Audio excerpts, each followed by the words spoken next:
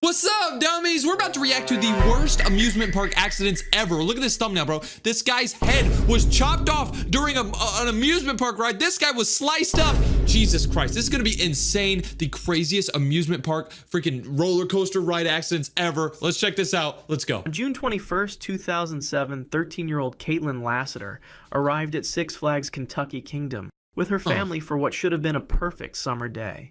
The Louisville amusement park was bustling with visitors eager to escape the heat on the various rides and attractions. Caitlin, an active middle school student from nearby Elizabethtown, Bro, I have a feeling she's gonna die, bro. It's like a middle school girl, bro. That's so sad. forward to this trip for weeks. She had been looking forward to this trip for weeks, bro. She marked it down on her calendar. She was like, I can't wait to go to Six Flags. And then she died. She was particularly excited about the Superman Tower of Power, the park's signature thrill ride that dominated the skyline at 177 feet tall. That's tall. The Superman Tower of Power was considered one of the most popular attractions at Kentucky Kingdom. The ride worked by seating passengers in a circular gondola with their feet dangling freely beneath them. A sophisticated cable and pulley system would lift riders to the top of the tower. I don't even know what any of that for means. A moment to build suspense, then release them into a... I've actually done this ride, though. I mean, I don't know how the hell it works, but it takes you up slowly, and then you're all sitting at the top, and then boom, you drop really, really fast. I always got scared that I was gonna hit the ground. Fall back toward the ground. The sensation of weightlessness combined with the panoramic view of Louisville made it a must-ride attraction for thrill seekers. Safety harnesses secured riders around their torso and shoulders, while their legs hung unrestrained below the seats. Caitlin joined the line with her family members, watching as previous groups of riders screamed with delight during their descent. The ride operators went through their routine safety checks, ensuring all harnesses were properly secured before initiating the lifting sequence. Everything appeared normal as Caitlin's group was loaded into the gondola seats. The massive tower stretched high above them, and she could feel the anticipation building as the ride began its slow ascent. Look, she looks so happy, bro. Look at her. She's so happy. Approximately 40 feet above the ground, something went catastrophically wrong. One of the main support cables suddenly snapped under tension, creating a whip-like effect as the severed cable lashed across the ride's gondola. The steel cable, moving at tremendous speed and force, struck multiple riders before they could react. In an instant, what had been a moment of anticipation turned into absolute horror. Caitlin bore the worst of the cable's impact. The severed steel wire struck her legs with such force that both feet were completely amputated above the ankles. The other riders in the gondola screamed in terror as they witnessed the unthinkable accident unfold. Blood immediately began flowing from Caitlin's severe injuries while she remained conscious and aware of what had happened to her. The ride operators, seeing the emergency situation, immediately halted the lifting mechanism and began emergency descent procedures. Park security and medical personnel rushed to the scene as soon as the gondola returned to ground level. Caitlin remained remarkably calm despite her traumatic injuries, even asking about her severed feet. Where are my feet? Dude, so this cable broke. It was like a metal cable. It broke, snapped, chopped her feet off. And then she got lowered down. She's like, where are my feet at? Her parents are probably sitting there watching. You know, how parents go to the amusement park with their kids and then they let the kid go on the ride and they just watch their kid. Dude, oh my. Medical technicians quickly applied tourniquets and began life-saving treatment while preparing her for immediate transport to University Hospital. The other passengers, though physically unharmed, were deeply traumatized by witnessing such a horrific accident. The Superman Tower of Power was immediately shut down pending a full investigation. Caitlin survived her injuries, but faced a lifetime of challenges adapting to her permanent disability. The accident led to industry-wide reviews of cable inspection procedures. That's annoying, bro. Now she's paralyzed, dude. Six Flags ultimately settled with the family for an undisclosed amount, while the probably like $10 million, bro. They're probably rich. ride was permanently removed. They probably got her the nicest wheelchair ever. A hot rod, hot pink wheelchair with boosters. The park. The incident became a watershed moment for amusement park safety standards across the entire industry. Big Dipper roller coaster derailment incident. On May 30th, 1972. 1972? No wonder something went wrong, bro. Most of us weren't even born. What the hell, dude? They had roller coasters in 1970? Families across London flocked to Battersea Fun Fair to celebrate the holiday. Bro, that looks weak. Okay, that looks trash, bro. Whoever got hurt here, you deserve it for going to this. The popular amusement park located along the Thames had been a beloved destination for generations of Londoners seeking thrills and entertainment. Among the fair's most popular attractions was the Big Dipper, a classic wooden roller coaster that had been delighting visitors since 1951. This was made in 1951. Bro, that thing probably goes 3 miles per hour, bro. How could there be a incident, bro? Ride with its traditional white painted wooden structure and steep drops represented the golden age of British seaside entertainment. The Big Dipper stood as a testament to post-war optimism, built when the country was recovering and families were eager for simple pleasures. The coaster featured a series of hills. I get it. So basically, back in the day, if you guys don't really know history, I don't know history, but basically, they built this roller coaster when the world wasn't doing very good. The United States, we had just gotten out of the war. You know, people were sad. So this roller coaster was actually like something good for people. Like people were, you know, their families were dying in the war and stuff. So they liked this roller coaster. Okay, I see.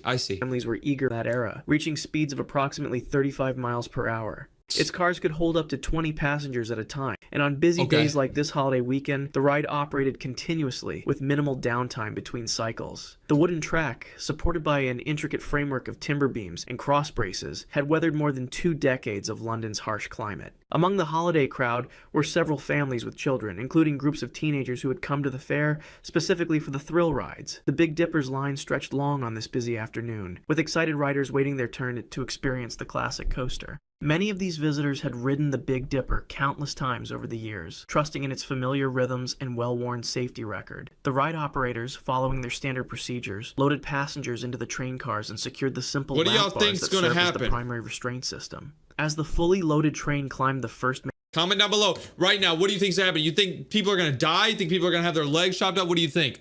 Oh yeah, by the way, YouTube, nobody was hurt, by the way.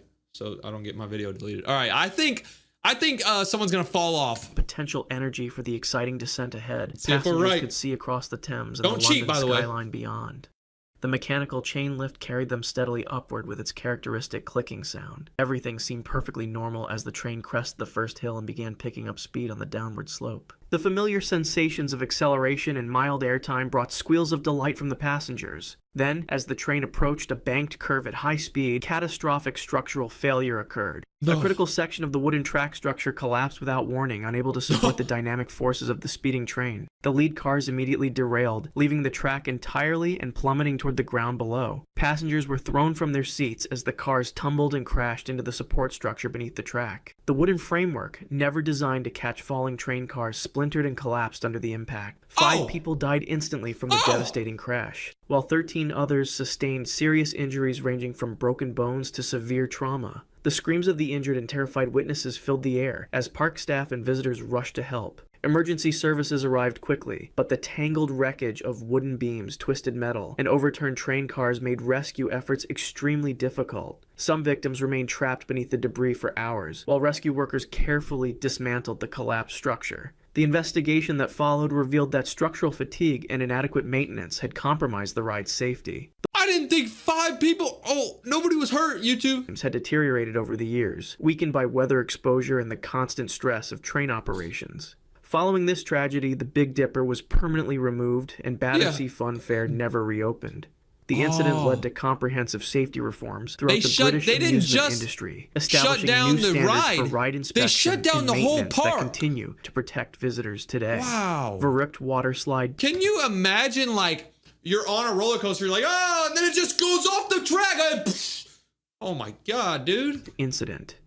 On August 7th, 2016. 2016, so this is more recent. 10-year-old Caleb Schwab arrived at Schlitterbahn Water Park in Kansas City with his family for what should have been a fun-filled summer day. Caleb was the son of Scott Schwab, a Kansas state legislator, and like many children his age, he was drawn to the park's most famous attraction. Towering above the water park at 168 feet and 7 inches tall stood Verrückt, officially recognized as the world's tallest water slide. The German word verrückt means insane, a name that proved to be tragically prophetic. Verrückt had opened just 2 years earlier amid great fanfare and media attention. The massive slide featured a unique multi-person raft system where 3 riders would be secured together in a specially designed inflatable raft. The ride began with a steep 17-story drop, followed by a second hill that created a moment of weightlessness before the final descent into a splash pool. The slide's designers had incorporated overhead safety netting along portions of the ride to prevent rafts from becoming airborne, a safety feature that acknowledged the extreme forces generated by the attraction. The ride's operation depended on precise weight distribution among the 3 passengers. Safety guidelines specified that the combined weight of all riders should fall within a specific range to ensure the raft maintained proper contact. Okay, yeah. So if basically I'm kind of seeing what he's saying here, even though I'm pretty dumb, but I'm kind of picking it up. Basically, there should be 3 people in the raft at all time, but I have a feeling that this kid would be on this ride by himself. I think the operator messed up. But there should be 3 people because when it goes down and then it comes back up, it should be heavy enough to fall back down. But I have a feeling this kid's gonna go fly in the air. Surface throughout the journey. However, these weight requirements were often loosely enforced during busy periods, and park staff frequently allowed combinations of riders that fell outside the recommended parameters. On this particular day, the park was crowded with families enjoying the summer heat relief that the water attractions provided. Caleb was excited to experience the world record slide, despite being smaller than the typical rider. He was paired with 2 adult women in the 3-person raft, creating a weight distribution that was significantly below the recommended minimum. The raft was secured at the top of the 168-foot tower, with all 3 riders strapped in using Velcro and nylon restraints. Park attendants gave their standard safety briefing before releasing the raft down the steep initial drop. The raft accelerated rapidly down the first massive drop, reaching speeds approaching 70 miles per hour as it hit the bottom and began climbing the second hill. Due to the improper weight distribution, the raft carried too much momentum as it crested the second hill. Instead of following the slide's surface as designed, the raft became completely airborne for several feet. The lightweight raft, with insufficient weight to keep it grounded, flew upward toward the overhead safety netting that was meant to protect riders from exactly this scenario. Caleb, seated in the front of the raft, struck the metal supports of the overhead netting with devastating force. The impact caused fatal head and neck injuries, while the 2 adult passengers suffered serious but non-fatal injuries as the raft crashed back down onto the slide surface. Park staff immediately initiated emergency procedures, but Caleb's injuries were beyond any medical intervention. The other riders were rushed to nearby hospitals for treatment of their injuries. Verrückt was immediately and permanently closed following the accident. The subsequent investigation revealed a pattern of safety violations and design flaws that had been ignored since the ride's construction. Criminal charges were filed against several park executives and the ride's designer for reckless behavior and second-degree murder. Evidence emerged showing that engineers had repeatedly warned about safety issues during construction, but these concerns were dismissed in favor of meeting opening deadlines. The slide was completely demolished in 2018, and the incident led to comprehensive reforms in waterslide safety regulations nationwide. Haunted Castle Fire Incident. On May 11, 1984, Six Flags Great Adventure in New Jersey was experiencing one of its busiest spring evenings of the season. The warm weather had drawn large crowds to the popular theme park, with families and groups of teenagers eager to experience the various rides and attractions. Among the park's most popular draws was the Haunted Castle, a walk-through dark ride that promised visitors a terrifying journey through a maze-like structure filled with ghosts, monsters, and other frightening surprises. The attraction had become a must-visit destination for thrill-seekers looking for a different kind of adrenaline rush. The Haunted Castle was housed in a large castle-themed building that had been constructed as a temporary structure, but had remained in operation for several years. Inside, visitors would navigate through a series of narrow corridors, dark rooms, and tight passages while costumed actors and mechanical effects provided scares along the way. The building's interior was decorated with foam padding, fabric hangings, and various props designed to create an authentically spooky atmosphere. These decorative materials, while effective for creating the desired ambiance, were highly flammable and had never been treated with fire-resistant chemicals. 8 teenagers, including a group of friends from nearby towns, had decided to experience the haunted castle together that evening. They were typical of the attraction's target demographic, young people seeking thrills and the social bonding that comes from shared scary experiences. The group purchased their tickets and joined the line outside the castle's entrance, joking nervously about what they might encounter inside. None of them could have imagined that this routine visit to a popular theme park attraction would end in tragedy. The building's design created several inherent safety hazards that would prove fatal. The maze-like layout included numerous dead ends and confusing pathways intended to disorient visitors as part of the entertainment experience. However, this same design made emergency evacuation extremely difficult, as there were very limited exit routes and no clear sightlines of safety. The building lacked a sprinkler system, smoke detection equipment, and adequate emergency lighting that would have been required in permanent structures housing public attractions. Shortly after 6:30 p.m., a small fire began in one of the foam-padded walls deep within the attraction. The exact cause was never definitively determined, but investigators suspected that either an electrical malfunction or a discarded cigarette had ignited the highly combustible foam materials. Within minutes, the flames spread rapidly through the interconnected rooms and corridors, fed by the abundant flammable decorations and furniture throughout the structure. The building quickly filled with thick, toxic smoke that made visibility nearly impossible. Visitors inside the attraction initially thought the smoke and heat were part of the show, as special effects were commonly used to enhance the scary atmosphere. That's the thing. They're in a haunted castle ride. If I was in a haunted castle ride and there was a bunch of smoke, I'd be like, oh God, like, I mean, I guess it makes sense, but geez, it stinks. And then you start seeing fire, you might be like, oh, maybe that's a fake fire. And then boom! By the time people realized they were in genuine danger, the fire had spread extensively, blocking many of the limited exit routes. The maze-like interior, designed to confuse visitors under normal circumstances, wow, that sucks. So this building was supposed to be like a maze because you go through the ride and you don't know where you're at. Oh my God, it's creepy. But whenever there's a fire, you gotta know where you're at. You gotta know how to get out. Desperately to find their way out through the smoke-filled corridors. The 8 teenagers became separated and lost in the burning maze. Despite the efforts of emergency responders who arrived quickly at the scene, all 8 young people died from smoke inhalation before they could be rescued. The victims ranged in age from 15 to 18 years old, their lives cut short by a preventable tragedy that exposed serious gaps in amusement park safety regulations. The investigation that followed revealed numerous safety violations and regulatory failures. The structure had been approved as a temporary building, but had operated for years without... I'm not gonna lie, if I'm stuck in that building, I'm kicking through the wall. If there's fire coming up, I don't care. I'm channeling an inner God, and I'm I'm breaking through the wall. Building codes. I don't give a fuck. Criminal charges were filed against several park officials, and the incident led to comprehensive reforms in fire safety requirements for all amusement park attractions they got arrested. Nationwide. The people who made that. The tragedy at the haunted castle became a turning point that fundamentally changed how the industry approaches safety in entertainment venues. Worlds of Fun decapitation incident. On June 7th, 1981, Worlds of Fun amusement park in Kansas City was operating under... Why is it always in Kansas City? I'm pretty sure something else happened in Kansas City earlier in the video, but I don't have enough typical brain summer power. Conditions with moderate crowds enjoying the various attractions throughout... Yeah, dude, this is June 7th. It says June 7th. Just imagine how many people would be at this freaking amusement park. June 7th? That's like the peak of summer. June is summer. Oh my gosh. The park's signature roller coaster, the Orient Express, had been thrilling visitors since its opening, featuring a unique design that included multiple inversions and high-speed elements that made it one of the most popular rides in the Midwest. The coaster's distinctive red and yellow trains regularly carried passengers through a series of loops, corkscrews, and banking turns that provided an intense but generally safe riding experience for thousands of visitors each operating season. William Haithcote was a 20-year-old seasonal maintenance worker who had been employed at the park for several weeks. Like many young people working summer jobs at amusement parks, he was eager to prove himself reliable and thorough in his duties. William had been assigned to perform routine maintenance inspections on various rides throughout the park, a responsibility that required him to examine track conditions, mechanical components, and safety systems to ensure everything was functioning properly. These inspections were typically scheduled during off-peak hours, or when rides were temporarily shut down for maintenance purposes.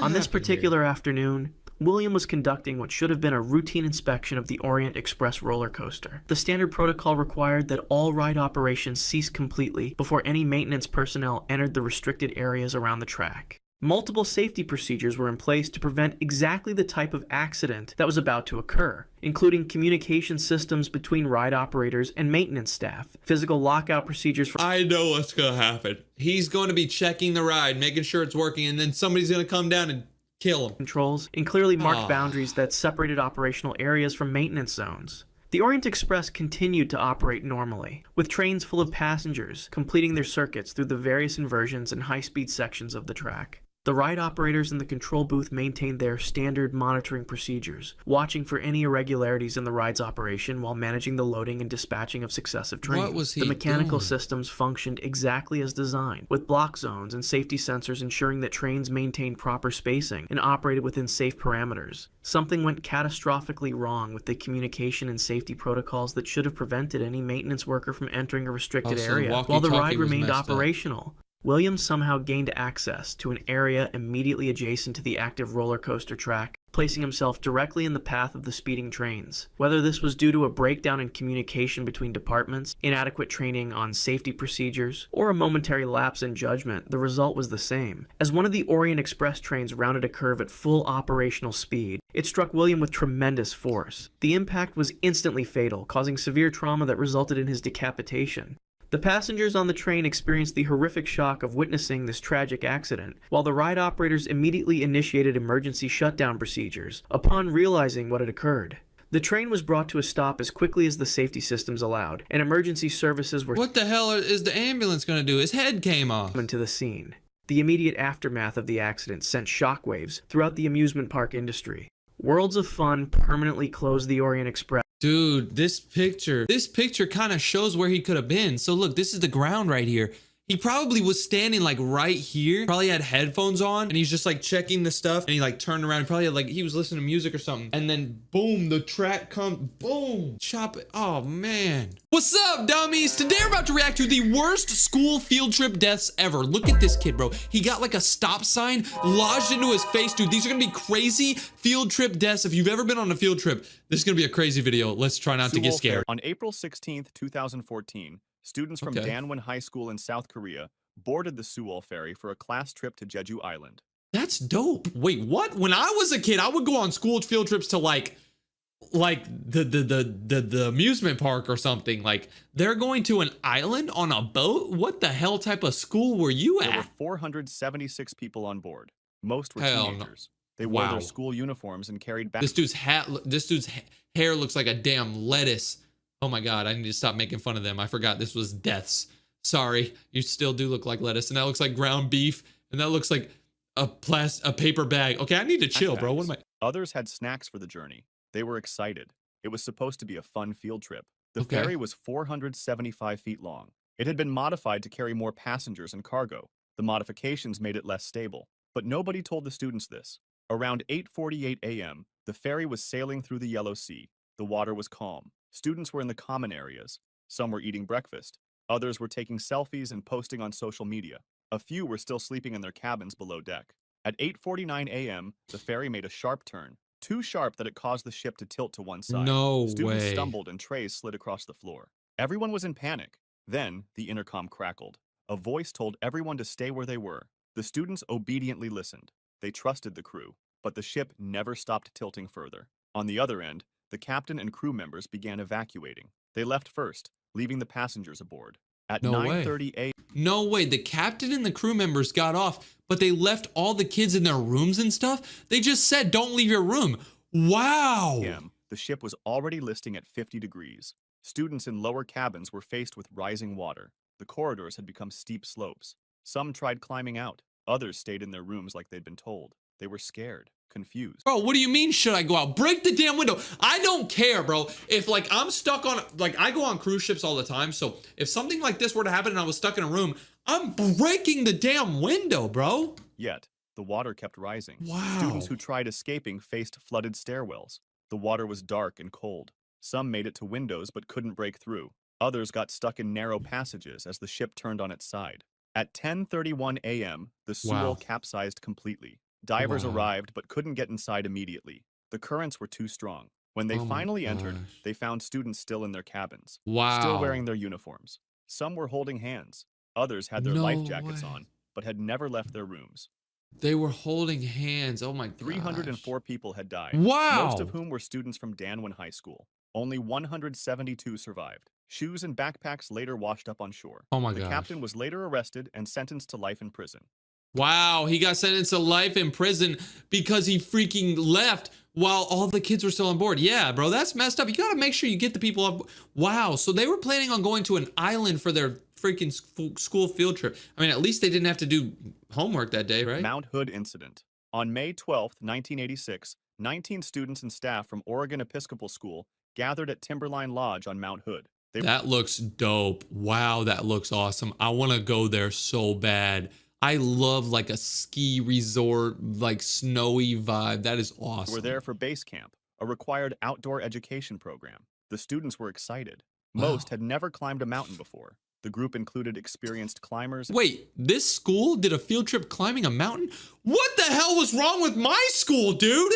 We would go to like Chuck E. and Cheese. teachers. The weather forecast looked good. They planned to climb to the summit and back in one day. The morning was clear and cold. Students wore field jackets and carried backpacks. Some joked and laughed as they hiked. Others were quiet, focusing on the climb ahead. By afternoon, they'd reached higher elevations. The weather was still clear. Everything felt perfect. Then suddenly the conditions changed. Clouds rolled in fast. Ooh. Wind speeds increased. Visibility dropped.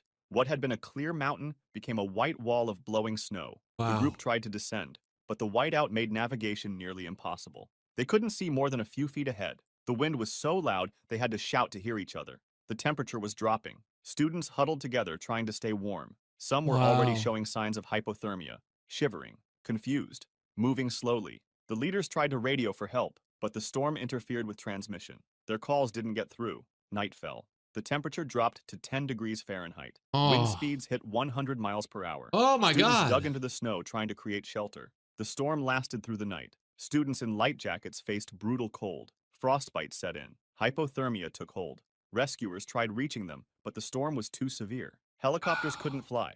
Ground teams couldn't move in the whiteout. By morning, the storm had passed. Rescue teams found the survivors first. Then they found the others. Bodies curled near rocks. Clothing became stiff with Wow. ice. Some students had been only yards from safety, but couldn't see through the storm. 9 Oh, that's crazy, bro. So some of them were right next to the house and right next to the lodge, but because it was so windy and snowy, they couldn't even see that they were so close. Oh my people God. died. 7 students 9 and 2 deaths. adults. Oh my They froze to gosh. death on a school trip that was supposed to teach them outdoor skills. Wow. Yanga bus tragedy. On Huh? August 3rd, 1991, students from St. Killian's Mission School piled onto buses for a sports day trip at Regina Coeli School in Zimbabwe. It was a What the beautiful hell? morning. The kids were loud and excited. They'd spent the day competing in games, running races, playing football, and laughing with friends. Around 82 school children were on the buses heading home. They were Wow. tired but happy. Some had won medals. Others compared bruises from the day's activities. The Awesome. bus was full of chatter and singing. The route moved through the mountains near Nyanga, Wow. 180 miles southeast of Zimbabwe's capital, Harare. Beautiful scenery, sharp curves, steep drops. The bus was moving fast, too Ooh. fast for the winding roads. Some Uh-oh. students noticed. A few felt nervous as the bus swayed around corners. Teachers told the driver to slow down. He didn't listen. The bus approached Really? another curve. At that moment, the driver hit the brakes, but it was too late. The bus rolled off the road down the hillside. Oh my Students God. screamed. Bodies tumbled inside. Windows shattered. When it finally stopped, the wreckage was catastrophic. The bus had been torn apart. Bodies were scattered across the slope. Sports equipment lay everywhere. Survivors crawled out. Some were in shock. Others screamed for help. The smell of petrol filled the air. A few students tried helping their friends but couldn't move them. Too much blood. Too many injuries. Rescue took Oh, hours. wow. The crash site was a remote rural valley. There were limited emergency services. Wow. The accident claimed the lives of 89 people. Oh. 82 were school children. Kids who'd been celebrating just Ah. hours earlier are now gone because a driver wouldn't slow down.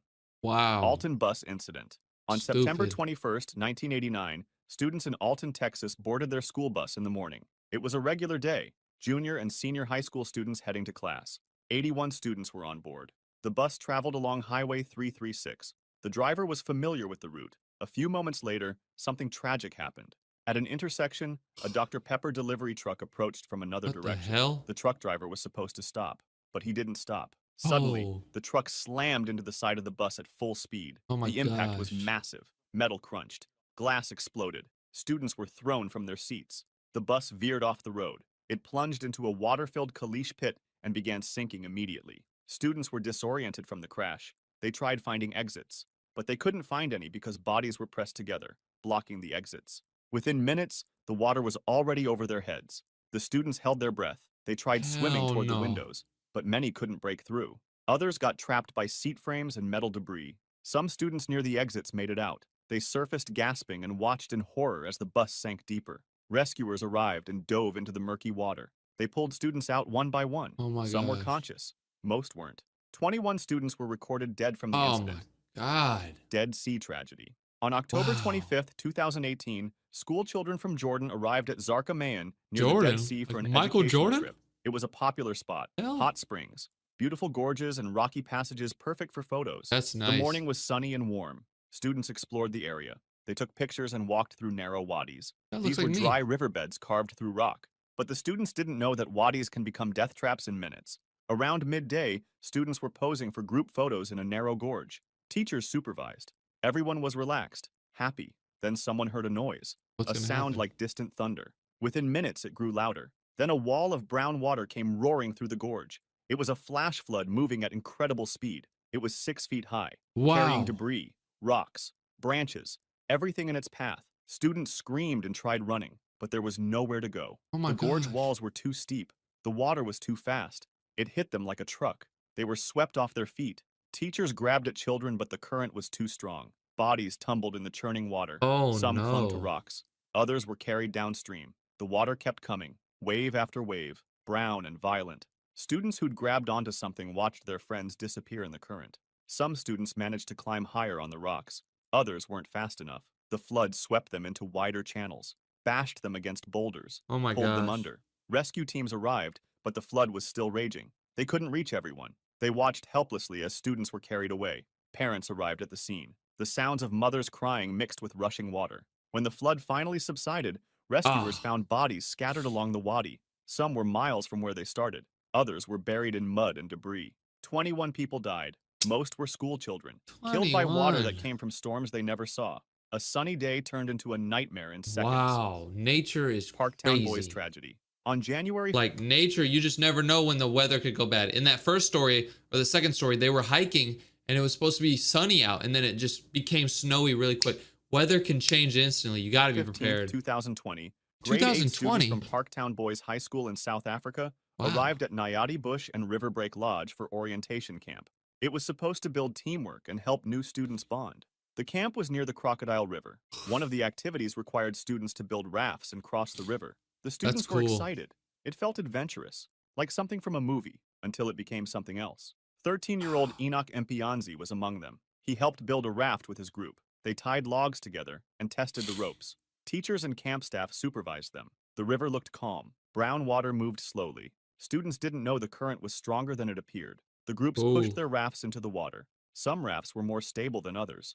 Enoch's raft looked wobbly, but they launched anyway. The raft made it a few meters Oh. from shore. Then it started tipping. Students tried balancing, but the raft flipped. At that moment, they Oh. fell into the brown water. Most of them surfaced quickly, grabbed onto logs, and started swimming. Teachers on the bank shouted instructions, but Enoch didn't surface. Students looked around for him, Wow. called his name. Nothing. The water was too dark He to didn't see know how below to the swim? surface. They started searching. Students on the Something in my bank watched in eye. growing panic. Where was Enoch? Rescue efforts began, but they were slow. The camp didn't have proper emergency procedures. No lifeguards, no immediate rescue equipment. Minutes passed, then an hour. Other students were Oh, pulled he's from gone. the water, but not Enoch. His classmates stood on the bank wrapped in towels, shivering, crying. They he's just done watched for. their friend disappear. The next day, his body was found. Downstream, God. he drowned. That's He wasn't sad. wearing a life jacket.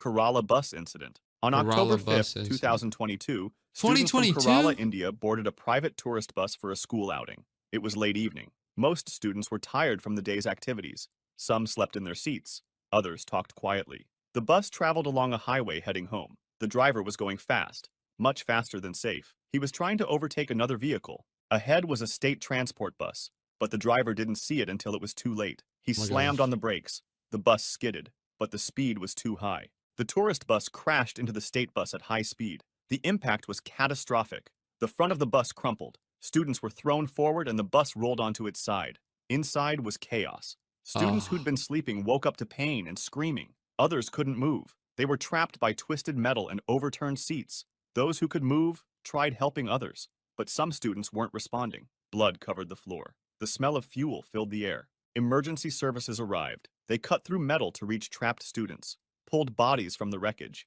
Some students were conscious.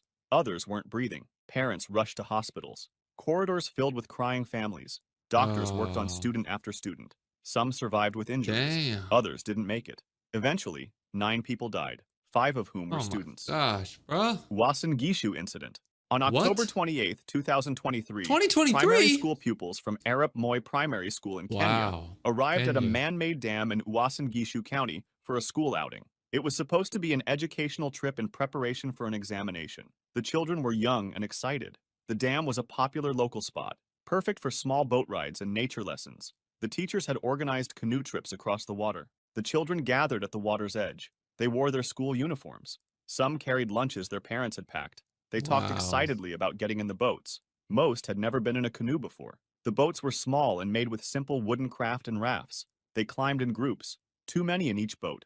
The teachers tried organizing them, but the children were eager. They pushed off from shore. The boats sat low in the water, overloaded, but they didn't notice.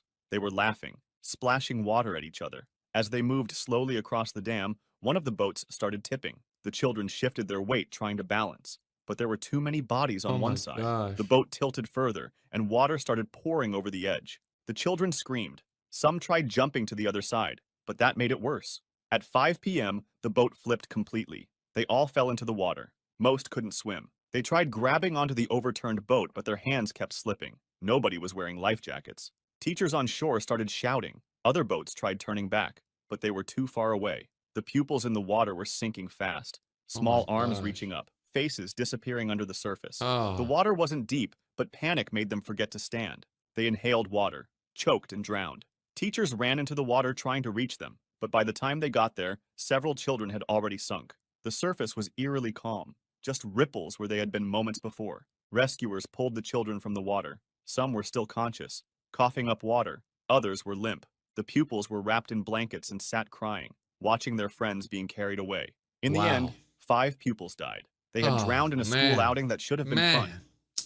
Lake Timiskaming Incident. Lake On June 11, Timiskaming. 1978, 27 students from 1978. St. John's School in Toronto set out on a canoeing expedition. The boys were between 12 and 13 years old. It was part of the school's mandatory outdoor education program, a character-building wilderness trip on Lake Timiskaming, about 217 miles north of Timiskaming. Ottawa. 4 teachers and staff went with them for supervision. They'd done this trip before. It was tradition. The boys paddled in groups.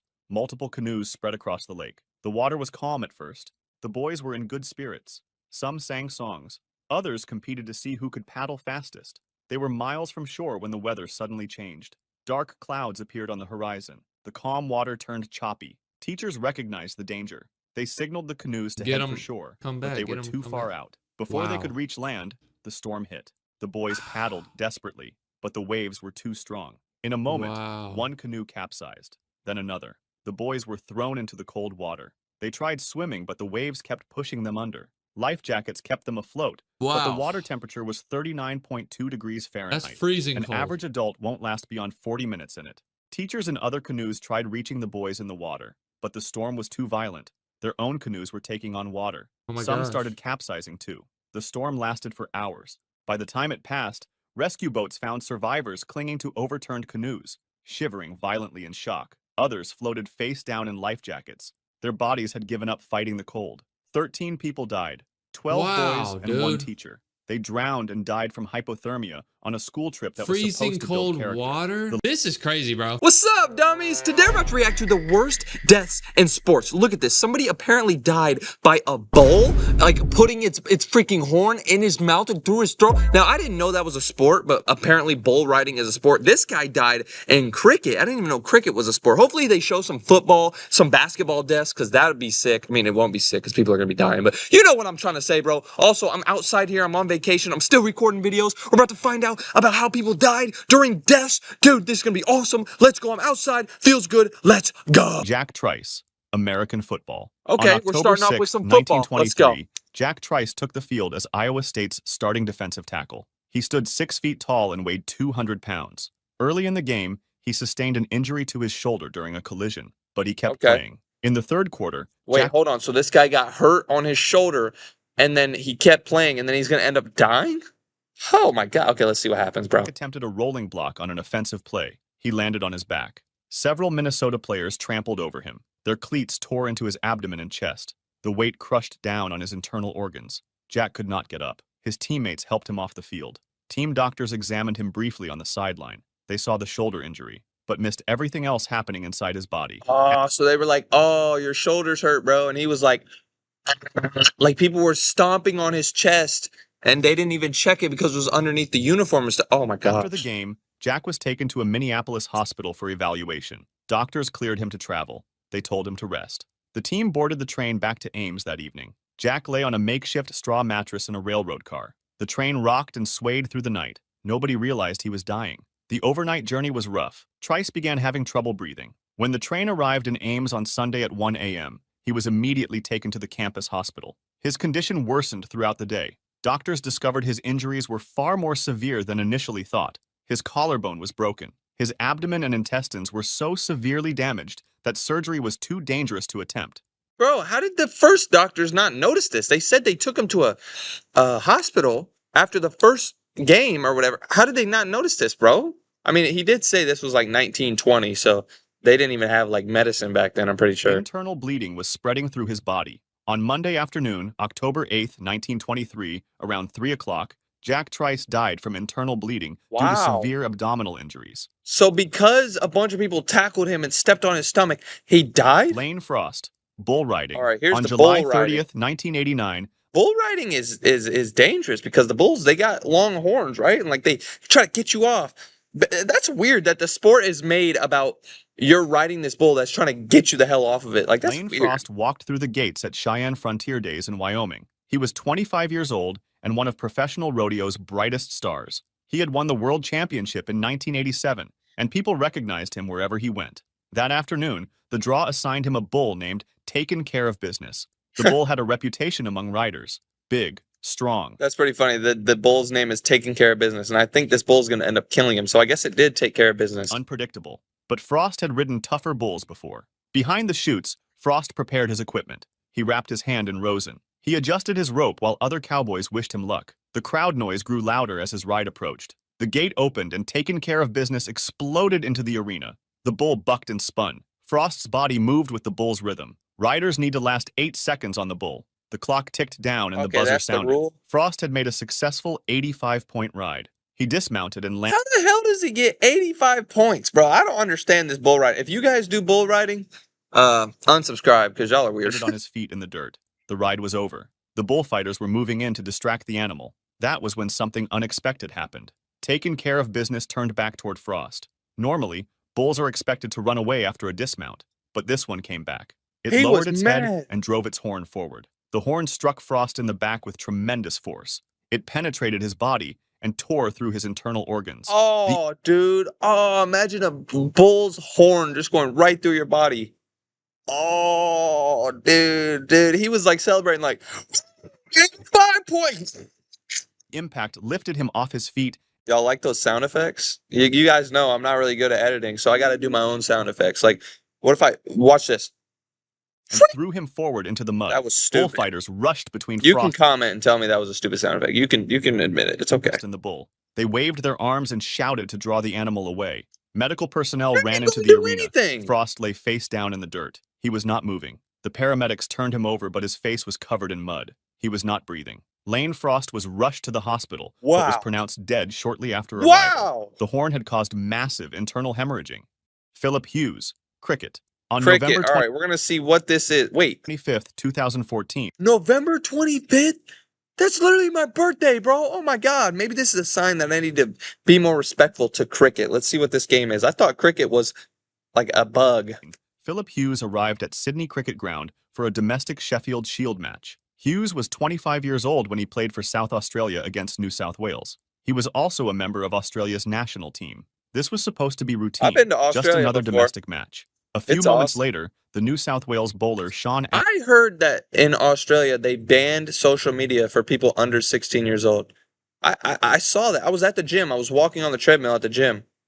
And I saw the TV said like, oh, Australia banned social media.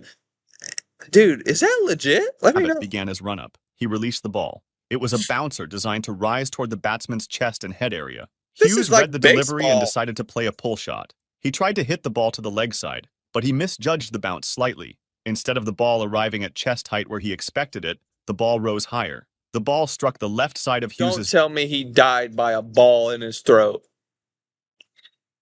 It's not funny, but... neck just below his helmet, rupturing his vertebral artery. The spot was unprotected. It was at the base of his skull, where the neck connects to the head. Hughes collapsed immediately. The ball had struck him in what medical experts call a kill zone. Paramedics worked on Hughes at the scene, but his brain was bleeding. He was later transported to St. Vincent's Hospital in nearby Darlinghurst. Surgeons operated to relieve pressure on his brain. but the bleeding would not stop. He died on November 27th, Wow. 2 days after being struck and 3 days before his 26th birthday. Oh my Hank god. Gathers, basketball.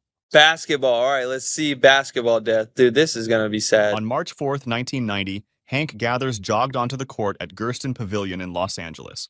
Loyola Marymount was hosting Portland in a West Coast Conference tournament game. The crowd was loud. The atmosphere was electric. Gathers was 23 years old and That is so young, bro. one of college basketball's most dominant players. Then, the game tipped off. Loyola Marymount played at a frantic pace. They ran constantly, fast breaks, full court pressure, up Wow. and down. Gathers thrived in this system. He scored. He rebounded. He dominated. Early in the first half, teammate Terrell Lowry threw an alley-oop pass toward the basket. Gathers rose up and caught it. He threw down a powerful dunk. The crowd roared. Gathers landed and began jogging back on defense. That was when his legs gave out. He fell forward onto the court. His body went limp. Teammates thought he was joking at first. Gathers sometimes clowned around.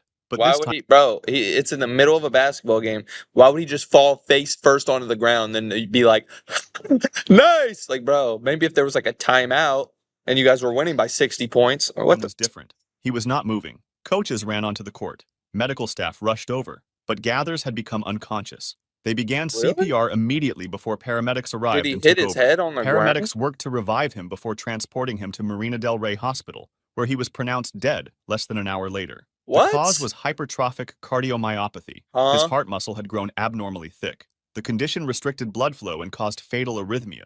The game was never finished. Ayrton Senna, Formula One. On May 1st, Okay, 1994, this is a race Ayrton car. Senna climbed into his Williams-Renault FW16. This might be a crazy story, dude. Like, dude, these race car and NASCAR things, bro. I've heard of people who died in NASCAR, like Dale Earnhardt. Dude, like these driving sports are dangerous because they're going so for the fast. San Marino Grand Prix at Imola, Italy.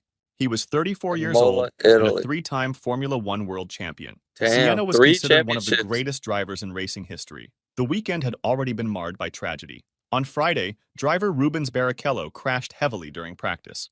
On Saturday, Austrian driver Roland Ratzenberger died after a crash during qualifying. Wait, Senna was what? deeply affected by Ratzenberger's death. He visited the crash site that evening and spoke with race officials about safety. He questioned whether racing should continue, but the decision Yeah, okay. On Friday, somebody crashed really bad and they sent to the hospital. On Saturday, somebody crashed and died. So they're doing another race on Sunday, bro? Cancel it. was made. The Grand Prix would proceed. Oh my Then came the race gosh. day with a heavy atmosphere. The start was chaotic. Multiple crashes on the first lap brought out the safety car. When racing resumed on lap 5, Senna led the field. On lap 7, he approached the Tamburello corner at approximately 192 miles per hour. But something Damn. doesn't feel right. Senna's car failed to turn. It continued straight off the track. He tried to brake. The car slowed to approximately 135 miles Oh, per he's hour done. before striking a concrete wall. The impact was He's violent. done. The car's right front wheel and suspension were torn off. One end of the suspension penetrated the cockpit and struck Senna in the helmet with devastating force. The race was stopped Oh. immediately. Medical personnel extracted Senna from the wreckage, but he was already unconscious and not breathing on his own. A Oh. medical helicopter transported him to Maggiore Hospital in He's Bologna. done. Doctors Wait, what? Oh, okay, I'm not laughing at him. breathing on his own. Did I A hear medical that right? helicopter transported him to Maggiore Hospital in Bologna. Bro, he got transported to a hospital in Bologna. Look, they are not saving him. Doctors worked frantically, but Senna's injuries were too Hungry severe. ass He had town. sustained a fatal skull fracture and massive brain trauma. Ayrton Senna was pronounced dead at 6:40 p.m. 2 Benny people Kid died Parrott, on that course. boxing. On March Benny Kid 24th, Parrott, 1962, Okay, Benny so I think this video is every single sport known to man. We're finding out people who died. So that's kind of cool. I thought it was going to be like football, but it's like every single sport. We got racing, boxing. So this is going to be an entertaining ass video. Parrott climbed into the ring at Madison Square Garden in New York. He was Wow, defending that's his a big welterweight title arena. against Emil Griffith. This was their third fight. Each man had won once. I The didn't know rivalry somebody had turned died bitter in after boxing. Parrott called Griffith a derogatory slur at the weigh-in. The fight began with both men trading punches, but by round 12, Parrott was exhausted. Griffith, seeing an opportunity, trapped Parrott against the ropes in a neutral corner. He unleashed a rapid barrage of over 24 punches in seconds. Parrott's head I'm snapped gonna add back sound with effects. each blow. His arms dropped and his legs buckled, but the ropes kept him upright. Griffith kept punching. The referee finally stepped in and stopped the fight. Parrott collapsed unconscious. He was carried from the ring on a stretcher. An ambulance okay? rushed him to Roosevelt Hospital. Surgeons operated to relieve pressure, but the damage was too severe. Benny Parrott never regained consciousness. He remained in a coma for 10 days. On April 3rd, 1962, he died from a massive brain hemorrhage. Wow. Nodar Kumaritashvili, Lug. What the hell is this? Okay, I'm really excited to see what the hell Nodar Kumaritashvili Luigi On is. February 12th, 2010, Nodar Kumaritashvili prepared for his final training run at the Whistler Sliding Center in British Columbia, Canada. The 2010 Winter Olympics opening ceremony was scheduled for that evening. The world's media was gathered. Dude, I love the Olympics because I used to play Mario and Sonic at the Winter Olympic Games on the Nintendo Wii. Dude, that game was so fire. And even Mario and Sonic at the London Olympic Games. Both of the Mario and versus Sonic Olympic games were so good, dude. Like you would like have the Wii controller and like I would the 100-meter sprint and it would be like go and you would have to like do that to be fast, bro. I was always trying to increase my score, dude. That was so fun. I love the Olympics just because of that game, Mario and Sonic.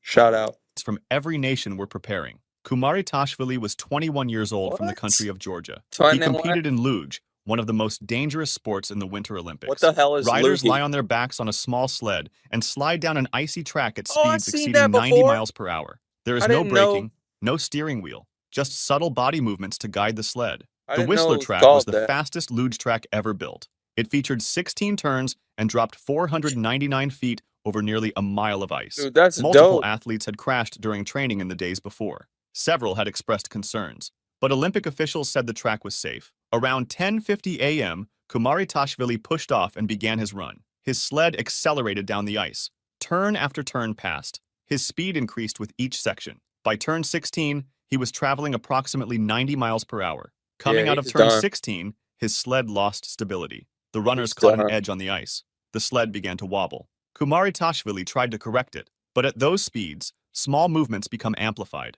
The sled veered left toward the outer wall of the track and struck an unpadded steel Oh! support beam just beyond the outer wall of the track. The impact was violent. Medical personnel rushed to him immediately, but Kumaritashvili had sustained massive blunt force trauma to his head and torso. The head injuries caused immediate death.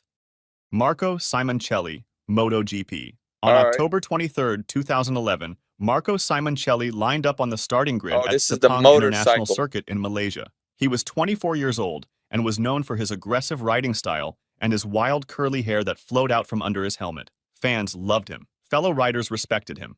At the beginning of the race, everything looks calm. No incidents. The riders settled into their rhythm. Then, lap 2 began. This was when things started taking a tragic turn. The field approached turn 11, a medium-speed right-hand corner. Simoncelli was in the middle of the pack. He leaned the bike over to begin the turn. Then, his rear tire lost grip. The back of the Honda slid sideways. Simoncelli felt the slide and See, tried that's the thing, bro. In these MotoGP, have you ever seen pictures or even videos of them?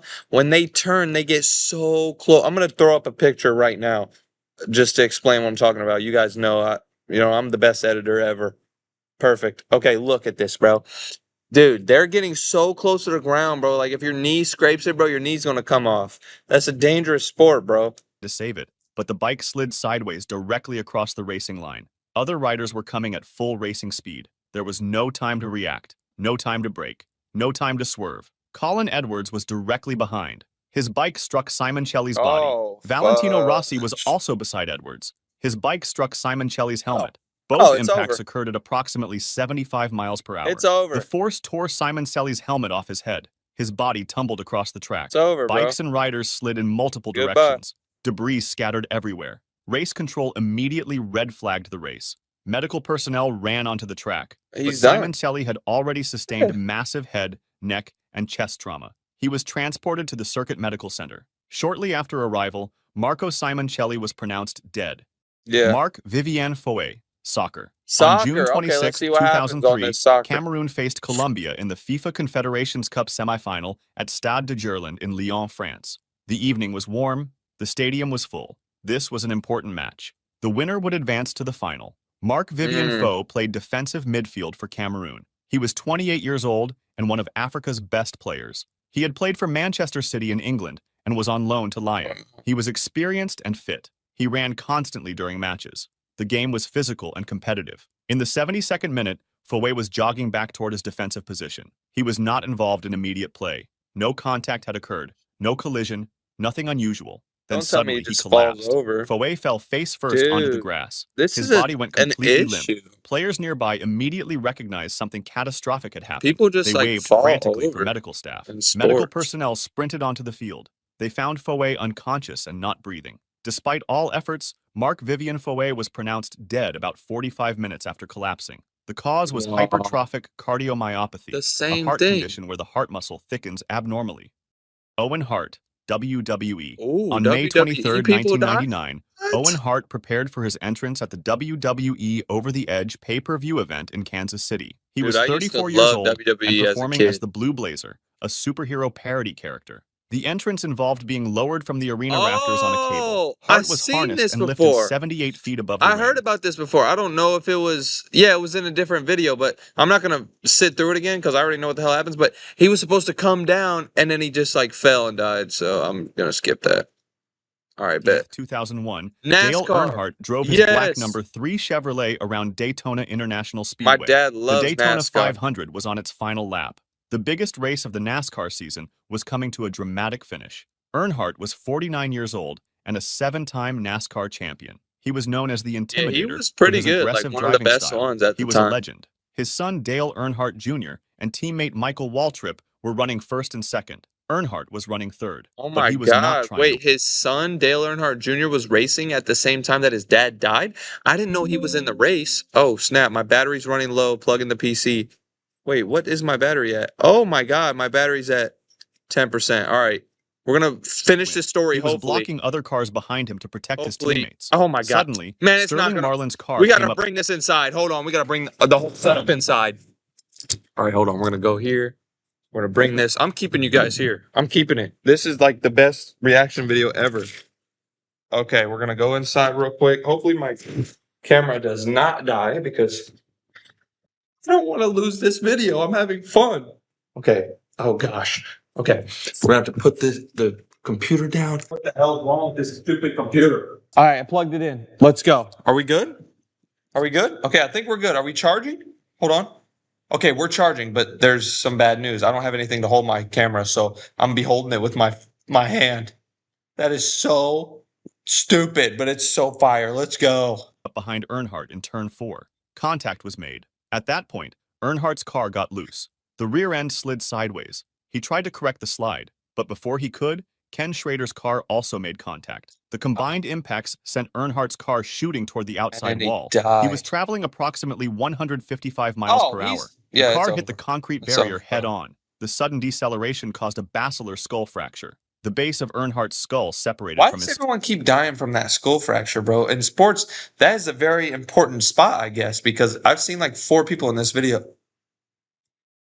What's up, dummies? Today we're about to react to the worst storm chasing accidents ever. So look at this. Somebody apparently died because they were in a 175 mile per hour windstorm trying to chase the storm like weird people do. And then a stop sign flew and chopped his head off. These are going to be the craziest deaths that happened while people were being stupid, chasing storms. This is going to be crazy. Try not to get scared. Let's go. On May 31st, 2013, 55-year-old Tim Samaras was leading his team through Canadian County, Oklahoma. Oh, okay. I heard that Oklahoma has the craziest tornadoes, bro. So this isn't even going to be like storm chasers. This is going to be tornado chasers, hurricane chasers.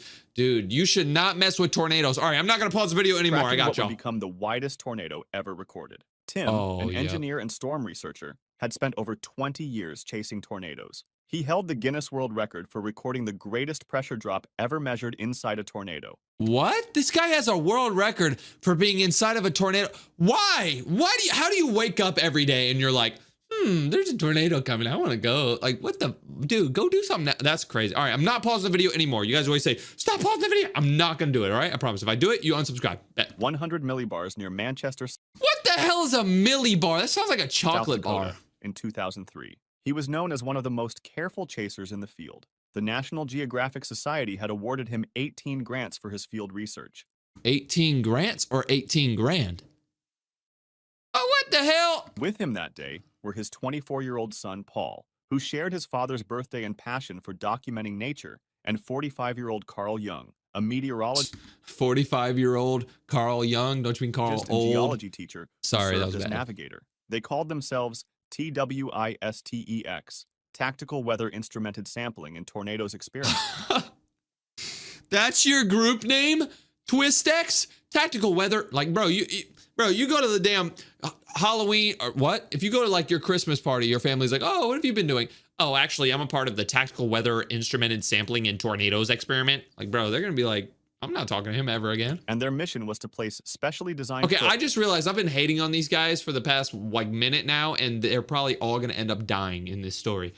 Oh god, who in cares? tornado paths to measure conditions inside. All right, let's But see what on happens. this Are they day, gonna die weren't or driving Tim's usual reinforced 3/4-ton truck optimized for hail and high winds? this They dude were has in a Carl's unmodified Chevrolet Cobalt, chosen to accommodate high-speed camera equipment for a lightning. this dude has a huge tank that's built for these tornadoes. But one day they decided, oh, let's take this Chevy Cobalt. I'll put a picture on the screen right now. This is what a Chevy. What the? Why would you take this into a storm, dude? A tornado? You're so dumb. The Chevy Cobalt, that's research busted. project. The car had equipment, including heavy barometric probes in the trunk, and was significantly underpowered. Shortly after 6 p.m., a supercell thunderstorm developed west of El Reno. By 6:03 p.m., a tornado touched down about 8 miles west-southwest of town. The tornado grew rapidly, expanding from about 1 mile wide to 2.6 miles across in just 30 2-mile wide tornado? That's like, think about it. A mile is like really long. 2 miles, really long. 2.6 miles, that's so far. That's like a bunch of like football fields, like maybe 12 football fields. That's how big the seconds. They're It was dead. wrapped in heavy They rain, are dead. making it nearly impossible It's to see raining? its true size. Yeah, it's As dead. Tim, Dead. Paul, and Carl drove Goodbye. on Reuter Road among wheat fields, Look at their they car. believed the tornado was heading southeast. But at 6:23 p.m., the They tornado died. made a sudden turn directly toward them, accelerating from about 20 miles per hour to 60 miles per hour in forward movement. Carl noted Dude, 60 miles per hour is faster than that old ass car can even go. You're dead. Okay, I would be so surprised if these guys don't get picked up and flung and dead. the rain around their vehicle had stopped and the wind became eerily calm. Tim's are voice cooked. came over the radio. Actually, I think we're in a bad spot. The vehicle was struck by a subvortex moving at 175 miles per hour within the parent tornado. It's over. The small Cobalt was lifted and thrown violently. When emergency crews found it the next morning, it was mangled beyond recognition. Yep. Tim's body was still in the driver's seat. Paul and Carl were ejected from the car. It's Their done. bodies found hundreds Yep. of yards away amid a wide debris field. See, this is where you messed up. One, you shouldn't even wake up and be like, oh, I want to go chase a storm. Duh. And two, why are you driving that old ass car? Okay. It was the first time professional storm chasers had been killed directly by a tornado. The El Reno tornado killed 8 people that day and Damn. injured 151 others. It Damn. remains the widest tornado ever measured with winds exceeding 313 Man, rest miles in per peace to hour. them, bro. Weather Channel 300 nightmare. On that Right, same Weather afternoon Channel of May nightmare. 31st, 2013, The same day? Oh, we got back-to-back stories about the same day. So this was probably the most dangerous tornado ever. So let's see what else happened from this big-ass tornado. Weather Channel meteorologist Mike Betts was tracking the El Reno tornado just miles from the TwistX team. Betts, who had been with the Weather Channel since 2003, was leading the tornado hunt team. The crew included producer Austin Anderson as that driver, looks like a poop. cameraman Brad Reynolds, and 3 engineers. They traveled in a convoy of 3 vehicles along Highway 81. The vehicles included the Betts Mobile and the Bloom Mobile. Oh, named yeah, for good. Nice. You know, it's better than a damn Chevy NBC Cobalt. correspondent David Bloom, who died in Iraq. The team had just finished. He died in a rock? How the hell do you get inside a rock and die? Let me know how the hell you can die inside of a rock. They were at a safe distance. Betts had been tracking the visible funnel several miles back in the distance. He Okay. thought they were safe, but the tornado was much larger than it appeared and was making its deadly turn. Engineer Kevin Parrish was driving the lead truck Kevin Parrish, he when he perished. suddenly felt it lift slightly off the ground before slamming back down. Through his windshield, he watched the Betts Mobile, carrying Betts, Anderson, and Reynolds, pass by him completely airborne. He estimated it was lifted 20 to 30 feet. He later described it as looking like someone had placed a spatula underneath and was flipping it like a pancake. That's the hungriest mother. Imagine you're in a storm and you see your friend's car get picked up and then all your friends die, and then they ask you what happened and you're like, oh, there was a spatula that picked up the car like a pancake. Bro, he probably took his ass to Waffle House after The this. GMC Yukon crossed 2 lanes of highway, jumped the center median, crossed 2 more lanes, and disappeared from view. Parrish's truck came to rest in a ditch with its rear windows blown out. For several moments, The only sound was the deafening roar of the tornado. The radios remained silent. The Betts Mobile was thrown approximately 200 yards into a field. When Yeah, it it's came to over. rest, the roof had collapsed inward. It's over. Austin Anderson suffered the worst injuries. The roof came down onto him, causing neck and spinal injuries. He A didn't cracked die? sternum, 5 broken ribs, and That's the guy with the poop on his fractured mustache. vertebra. Mike Betts sustained cuts and swallowed glass from shattered windows. Oh, imagine like you, and you're like, ah, and then like glass gets in your throat, and you're like, oh, and then it like cuts all your. He needed 3 Ow! stitches in his left hand. According to a later lawsuit filed by Anderson, an NBC engineer had disabled the SUV's airbag system before the trip, which he claimed worsened his injuries. Storm chaser Reed Timmer arrived in his Dominator vehicle. They had been chasing for KFOR-TV It looks like a damn cardboard box. when they spotted the destroyed SUV. They stopped to assist along with Oklahoma Highway Patrol, but had to leave as the storm approached. All 3 survived. Anderson faced months of recovery Okay. and multiple surgeries. So they actually During the tumbling, survived. Betts closed his eyes and felt weightless, wondering if he was dead. He saw what he described as an angelic vision of his wife Allison, whom he'd married months earlier. The experience left him with PTSD symptoms, but with support, he returned to storm chasing the following year. How does that happen, bro? Okay, I'm not even This gonna. incident. On March 28, 2017, March 57-year-old 28th. Kelly Williamson and 55-year-old Randall Yarnell were racing down rural roads in the Texas Panhandle, 57-year-old man and woman racing. That is Texas for chasing you. a tornado near Spur, about 55 miles southeast of Lubbock. The two were stars of the Weather Channel's Storm Wranglers and had known each other since elementary school. They worked for Stormview Live, which provided live videos for weather companies. They do live streams for weather? What the hell? Williamson had asked Yarnell to join him on the Weather Channel about 2 years earlier. They were under contract and were live streaming. Don't tell me they got another Chevy Cobalt, bro. I think this guy just reused the drawing. I would do that too if I made these videos. I would just reuse the drawing, so I'd be lazy as hell. But dude, don't tell me he got these guys had a Chevy Cobalt. That is the worst vehicle ever to be in a storm their in. chase on Facebook. But multiple storm chasers had privately expressed concerns to Weather Channel producers. Just weeks before, a chaser sent text messages warning that Williamson's driving was concerning. As evening approached, Williamson and Yarnell were speeding northbound on Farm to Market Road 1081, their Chevrolet Suburban's cruise control set near 70 miles per hour. They were unfamiliar with the area. The windshield was partially obstructed by storm tracking equipment, and they were unfamiliar with the rural road network. Meanwhile, 25-year-old Corbin Lee Jaeger was driving westbound on Farm to Market Road 2794, They're gonna following crash. the proper right-of-way. Focused on the storm, Williamson and Yarnell failed to stop at the intersection. At full speed, their Suburban blasted straight through the stop sign. The collision was Oh my catastrophic. God. All 3 men were killed instantly. Williamson, not wearing his seatbelt, was ejected. Yarnell and Jaeger, both wearing seatbelts, died upon impact. The Facebook livestream abruptly cut out. The lawsuit filed by Jaeger's mother, 2 years later, alleged Williamson and Yarnell had a history of running stop signs and traffic lights. See, they were so focused on the storm. They're like, oh yeah, look at this, guys. We're getting 700 viewers. Boom! Driving on private property and driving off-road, all captured on film to increase the Driving sense on the grass of just to danger. get the storm. The lawsuit claimed the channel had knowledge of these habits, yet continued employing them, and even encouraged the recklessness by instructing them during broadcasts to capture exciting footage. Later, Jaeger's mother filed a $125 million wrongful death lawsuit against the Weather Channel. She got $125 million, bro. Damn. The Lindsay shooting. On March 13th, 1990, Bill Miracle was doing what he'd done countless times. This is about a shooting? I thought this video was about storms. Somebody's gonna shoot somebody in a storm? Photographing severe This is weather for interesting. Oklahoma City television station KWTV. Miracle was an experienced cameraman who had spent over 30 years in the industry, working in both Hollywood and local news. He'd covered everything from police actions to fires in Oklahoma City. On this Tuesday evening, So this guy would shortly after record 7 everything. p.m., he and KWTV Look at that lettuce head, bro. What the hell is that? reporter Dave Ballou were sitting in an unmarked station vehicle on a dirt road near Lindsay, Oklahoma, about Okay. 45 miles south of Oklahoma City. They were positioned to capture footage of a tornado outbreak that had produced multiple twisters.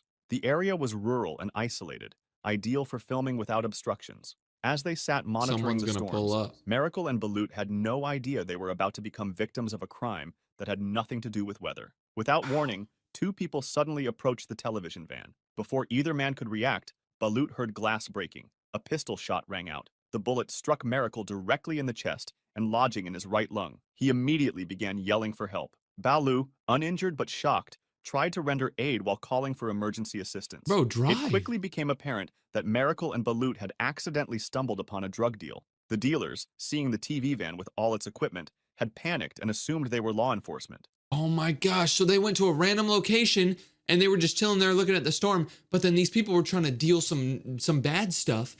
And then they were like, oh snap, look at that TV van. They're on us.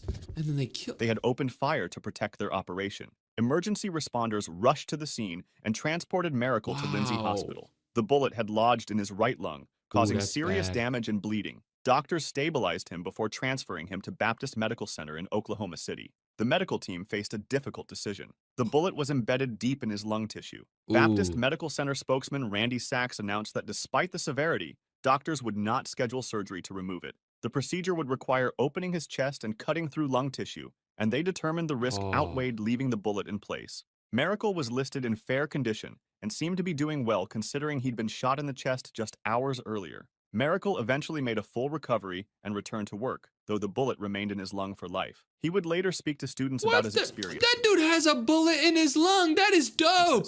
emphasizing Shout that out to nothing was him. worth risking your life. The incident remains one of the most bizarre non-weather-related incidents in storm Yeah, chasing that's so history. weird. The Oklahoma students, on the late Oh, evening of this is April about students, bro.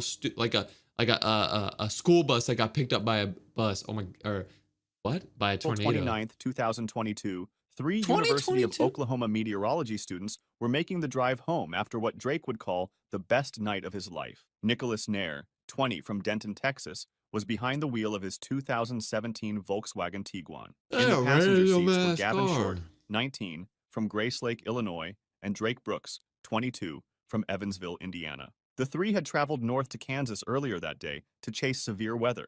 At 8:07 Oh, p.m., man. they had witnessed and filmed a small, dusty tornado about 4 miles north of Harrington, Kansas. Short posted the video It's to always like Kansas, Oklahoma. Those are always the places where it social just. media. For Brooks, it was It's his so first tornado crazy. ever. The excitement was overwhelming. Shortly after, Brooks called his family from the road. He told his mother that this was the best night of his life. Shortly before 11:30 p.m., as they Oh traveled my God, south he on called his Interstate mom 35 and then near he Tonkawa, died. about 85 miles north of Oklahoma City, the weather turned deadly. It was raining and the roadway was wet. Nair's Volkswagen suddenly hydroplaned on the slick pavement. Oh. The SUV went off the road to the right, then came back onto the interstate. But the vehicle had become disabled and was now blocking the outside lane, unable to move. Before they could react, a southbound semi-truck traveling in the same direction crashed into the stopped Volkswagen with devastating force. All three Oh. students were instantly pinned inside the crushed vehicle beneath the semi. On top of us. The semi truck is on top of the car. You're done. They're done. And it's crazy because he just called his mom and said, "Oh, this is so fun. I'm chasing tornadoes." And his mom's probably like, "Be careful. I love you." Emergency Oh. responders worked frantically for over 5 hours to extract the three young men from the wreckage. Oh, they're All dead. three were pronounced dead at the scene. All right. The truck Nice. driver was treated for minor injuries and released. The Bro got a Minnesota bar of truck. soap on his head. On May 2022, Martha Llanos Rodriguez, a Huh? 30-year-old storm-chasing meteorologist from Mexico City, Why does was she have a pursuing beard? violent weather across southwestern Minnesota with three colleagues from South America. I guess it is a Rodriguez had traveled from weird Mexico thing to pursue her passion for understanding severe thunderstorms. She was part of a team that included Diego Campos, who was handling the driving, and two Diego. Chilean meteorologists. The group had been tracking Zora. severe thunderstorms across the region, carefully documenting Looks the like a powerful weather systems. Pepperoni On pizza. this particular day, they were traveling along Interstate 90, Is that a one of the Hyundai? main highways cutting through There- southern Minnesota. Jesus Christ, look at that. Storms they bro. had been chasing had produced They're extremely driving in a strong Hyundai, straight-line bro. winds, including numerous downed trees and power lines scattered across roads. Bro, you're chasing a storm that took down power lines and trees. A tree is way stronger than your car, bro. If you see that the storm broke trees, it's gonna break your car. Oh no, bro. See, As evening approached and daylight faded, the team found themselves driving through the aftermath of one of these severe storm cells. why? Power lines had been knocked down by winds and were laying Wow. directly across the interstate lanes ahead, creating an Wow. extremely hazardous obstacle. Campos, who was behind the wheel, saw the downed lines ahead and made the immediate decision to bring the vehicle to a complete stop. It was absolutely the safe choice, because Sure. power lines could still be energized with thousands of volts and posed a serious electrocution risk if driven over. The team came to a halt on Interstate 90 with their hazard lights flashing brightly to warn other drivers. But what they didn't see was the semi-trailer truck approaching rapidly from behind on the dark interstate. The truck driver, possibly unable to see the stopped vehicle in time due to poor visibility from rain and darkness, didn't slow down. The massive semi plowed directly into the back of the meteorologist's vehicle with tremendous force at highway speed. The impact was absolutely devastating.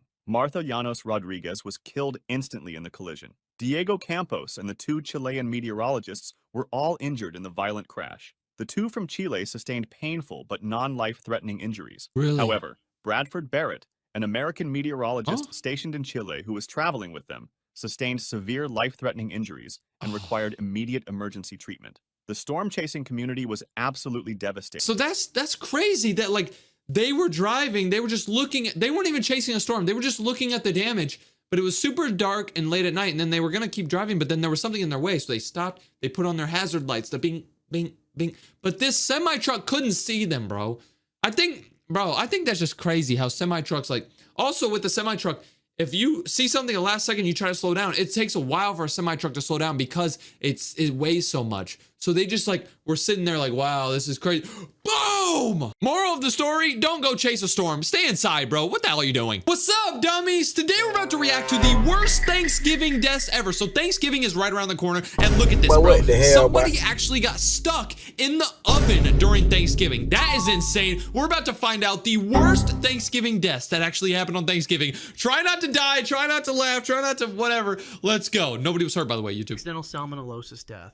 Huh? On November 28, 1995, the Martinez family gathered in their Las Vegas home for what should have been a joyful Thanksgiving celebration. Maria What's gonna happen? Martinez, 42, had spent the morning preparing a traditional feast for 7 family members. The table was set with turkey, stuffing, mashed potatoes, and all the customary sides. Wow. No one suspected that deadly bacteria were multiplying in their food. Oh my God. Maria Wait.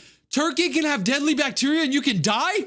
Oh my God, dude, I'm not eating turkey tomorrow, bro. prepared the turkey the way she always did. But 2 critical mistakes occurred during preparation. The bird had been thawed at room temperature for nearly 24 hours, and the stuffing, made with raw eggs, had been prepared the night before and left inside the turkey overnight.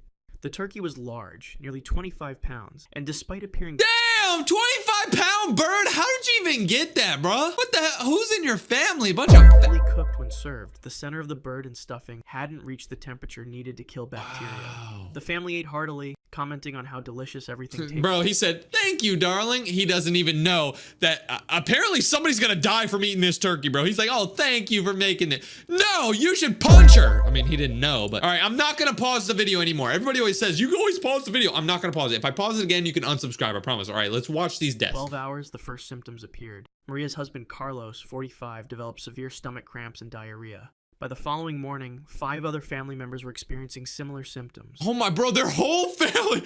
Look at this, bro. Their whole family is just like, he said they had diarrhea, bro. Look, diarrhea. I hope you guys have multiple bathrooms because Jesus, imagine just pooping everywhere, bro. Family members were experiencing similar symptoms. Most concerning was Maria's mother, Elena Vasquez, 78, who became rapidly dehydrated. The family initially Drink some dismissed water. their illness as a simple case of food poisoning that would pass. They treated themselves. This is water, by the way. It's not what you think it is, so chill. I hate when people comment and say, DJ drinking beer.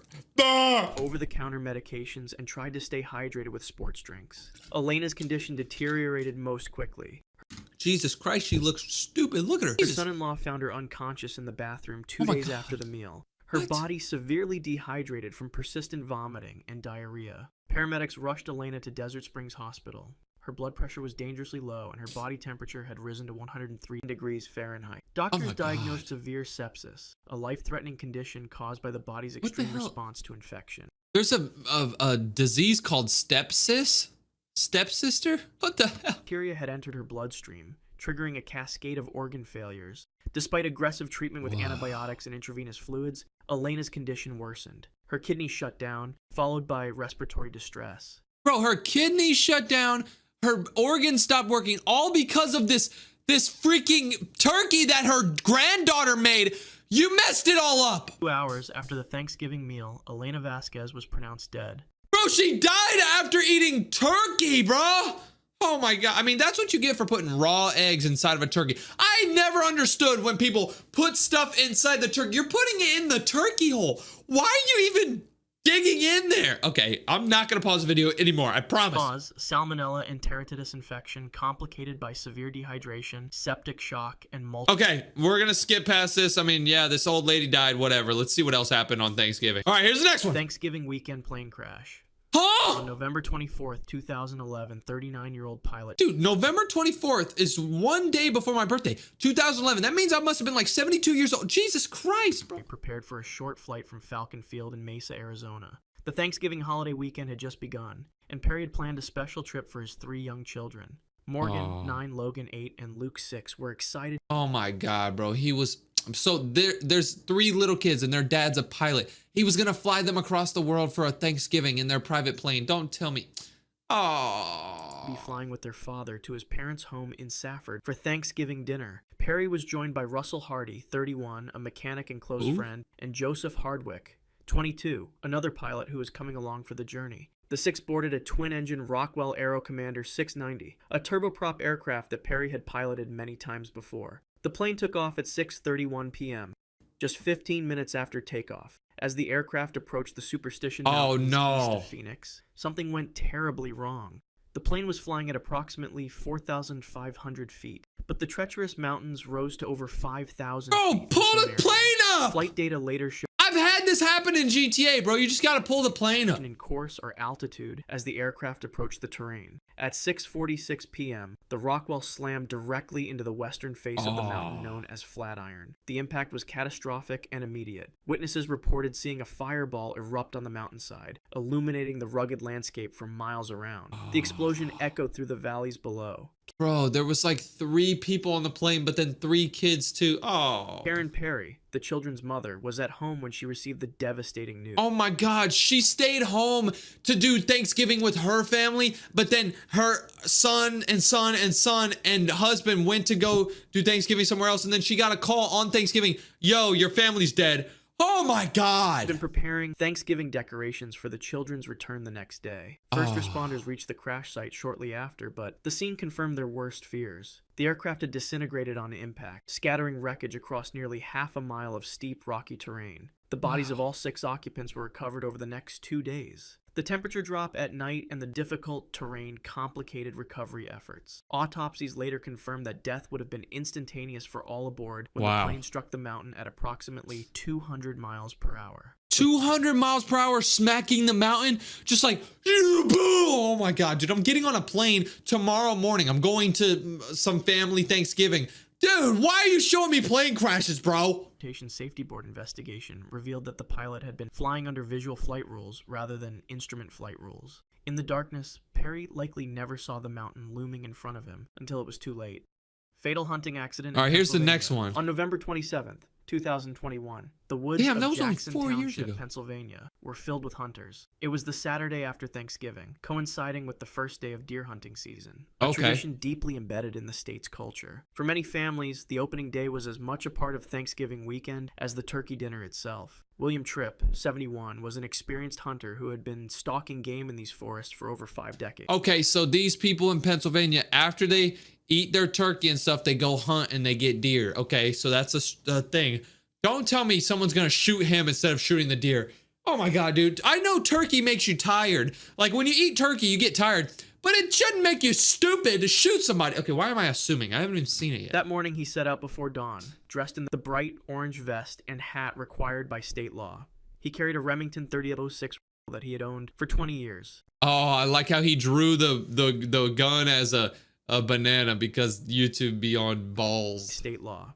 He carried temperatures hovering around 30 degrees. Tripp was hunting with several family members, including his grandson's friend, Jared Miller. The group had separated to cover more ground, maintaining radio contact as they moved through the dense woodland. Around 10:45 a.m., Miller spotted movement approximately 100 yards away through a thick stand of trees. Believing he had sighted a deer, Miller raised his rifle and peered through the scope. The forest was dappled with light and shadow, creating a confusing visual environment. What Miller thought was the brown flank of a deer was actually Tripp's jacket, partially visible between the trees. Without waiting to confirm his target, Miller squeezed the trigger. The high-velocity bullet struck Tripp directly in the head. The impact was catastrophic, causing immediate and fatal trauma to his brainstem. Other hunters in the area heard the shot, followed by silence. No radio call came from Tripp. After several minutes without response, his son began searching for him. When they found Tripp's body, it was already too late. He had died Oh my God. instantly from the single gunshot. Bro, so he went hunting with his whole family, and one of his, I think the dude said his son's friend, one of his grandson's friend or son's friend was hunting with them, and he was far away, and he was like, oh, I think that's a deer. Boom, shot him, and he shot his grandpa in the head. Blood stained the fallen leaves around him, steaming slightly in the cold morning air, despite having followed proper protocol by wearing high-visibility orange. Is this guy gonna go to jail or not? I mean, it was an accident, so there's no way you go to jail, right? I mean, let's see what happens. No way he's going to jail. Angle and lighting had made it impossible for Miller to see it through his scope. First responders arrived within 30 minutes, but could only confirm what the family already knew. William Tripp was pronounced dead at the scene. An autopsy later confirmed that the bullet had severed his brainstem, causing immediate cessation of all bodily functions. There would have been no pain, no awareness of what had happened. The Pennsylvania Game Commission classified the incident as an accidental shooting. Miller, devastated by what he had done, required psychological counseling in the months that followed. Jupiter family. On November 26, 2009, 17 members of the Seton and Merhige families gathered for Thanksgiving dinner in Jupiter, Florida. The elegant home in a quiet neighborhood was filled with conversation and laughter as relatives caught up over traditional holiday fare. No one noticed anything unusual about 35-year-old Palmer Higgs' behavior as he sat quietly at the dinner table. Bro, this guy, yep, he's about to shoot something, bro. He's about to do something, bro. Oh my God. Do not invite weirdos to your Thanksgiving, all right? The Thanksgiving I'm going to, there's gonna be a lot of people there, but I'm gonna be checking. I'm gonna be making sure everyone's normal. Higgs had driven 90 miles from his Miami home to join the celebration. He had a history of mental illness, but family members later said there were no warning signs that day. Bro, you gotta stay home, dog. Go eat with a homeless guy or something. Participated in the meal, even saying grace before dinner. For 3 hours after the meal concluded, the evening continued normally, with family members relaxing in different rooms. I have a feeling that he is going to poison the food. I don't know if I'm right or wrong, but it seems like this guy's creepy, and oh God. Okay, let's just see what happens. At approximately 10 p.m., Merhige calmly retrieved a hand. He hand re-entered the banana. house and methodically began shooting his relatives. His first victims were his twin sisters, 33-year-old Carla Merhige and pregnant Lisa Knight. Both women died instantly from gunshot wounds to the head. He then turned the gun on his 76-year-old aunt, Raymond Joseph, killing her where she sat in the living room. As family members screamed and fled, Merhige moved through the house with chilling determination. Michaela Sitton was in her bedroom, having just been tucked in by her father. Merhige entered the child's room and shot her multiple times as she lay in bed. When police later questioned him about killing the little girl, he showed no remorse, stating, "I didn't want her to grow up with this." During the rampage, Merhige also shot his brother-in-law Patrick Knight and his uncle Muriel Sitton, though both survived their injuries. As family members huddled with the wounded and called 911, Merhige fled the scene. Before leaving, witnesses heard him say, "I've been waiting 20 years to do this." What? Merhige evaded capture for over a month before being arrested. Bro, he was on the run for a month, bro. Why would you do that at Thanksgiving, bro? I mean, I understand. Okay, I don't understand, but like, the reason he waited for Thanksgiving is because he knew all of his family would be together. This guy's messed up. Now, obviously, you shouldn't do that. That's stupid. But like, he was planning this out. He was like, when is my whole family? Yeah, this guy's got to go to jail for life. Murder him, actually. Put him down, all right? Hotel in the Florida Keys. During his trial, psychiatric evaluations revealed he had meticulously planned the. Yeah. He was sentenced to 7 consecutive life terms in prison. Bro, what? He's got to serve 7 life terms? Bro, he's going to be dead after 1 life term. Why? I never understood that, bro. 7, or like when they say like, oh, you're going to jail for 130 years. You think this dumb guy is going to live for 130 years? Bro, just kill. Oh, you know, I'm going to have to block out what I just said. I basically said, get rid of him. All right, let's go. I'm not trying to get demonetized. On November 20th, 2018, just days before Thanksgiving, emergency responders rushed to a mansion fire in the affluent community of Colts Neck, New Jersey. Someone's house caught on fire during Thanksgiving? Oh my gosh, that's sad, bro. 1,700 square foot home belonged to Keith Canero, a 50-year-old tech CEO, his wife Jennifer, and their 2 young children. As firefighters battled the blaze, they made a horrific discovery on the front lawn. Keith's body, shot multiple times, including once in the head. Wow. Inside the burning house, the scene was even more disturbing. Jennifer Canero, 45, had been stabbed and shot. The bodies of Oh. 11-year-old Jesse and 8-year-old Sophia were found severely burned. Oh. The medical examiner later determined they had been stabbed to death before the fire was set. Wait, so who was there? If it was the dad, the mom, and the 2 daughters, who did they invite over for Thanksgiving that ended up doing that? They need to figure out who was at the house because the person escaped. Let's see if they figured out who did it. Bro, okay, yep, it's over. You killed the dog. Just hours earlier that morning, firefighters had responded to another fire 12 miles away in Ocean Township. That home belonged to Paul Canero, Keith's 51-year-old brother and business partner. Initially, Paul was seen as another victim, his house supposedly targeted by the same unknown assailant. He stood with his wife and daughters watching their home burn, appearing distraught. The truth was far more sinister. Investigators soon discovered Paul had murdered his brother's entire family, then set their mansion ablaze to destroy evidence. Before dawn that morning, Paul had driven to his brother's home, shot Keith multiple times on the lawn, then entered the house. He methodically killed Jennifer with a knife and gun, then moved to the children's rooms. After ensuring all 4 family members were dead, he set fires in multiple locations throughout the home. Paul then returned to his own house in Ocean Township, used gasoline to start a fire on his property, and created an alibi by discovering. Wow. Wow. So he was acting like his house got burned down too. Oh no, it's so sad. But he wanted to probably kill his brother because his brother was the tech CEO who had a lot of money. He was probably going to get the money. Oh my gosh, bro. Family. The carefully orchestrated plan was meant to make it appear that both families were targeted by an outside threat. I just said that. The motive was financial. The brothers co-owned 2 businesses, and Keith had recently discovered that Paul was stealing money from their ventures. Keith had told associates he was considering cutting business ties with his brother. Court records revealed Paul had embezzled neirly $75,000. Paul Canero was charged with 4 counts of first-degree arson, theft, and weapons offenses. Coconut Grove Fire. Wow. On November 28, 1942, the United 1942? Jesus, dude, I wasn't even alive! of World War II.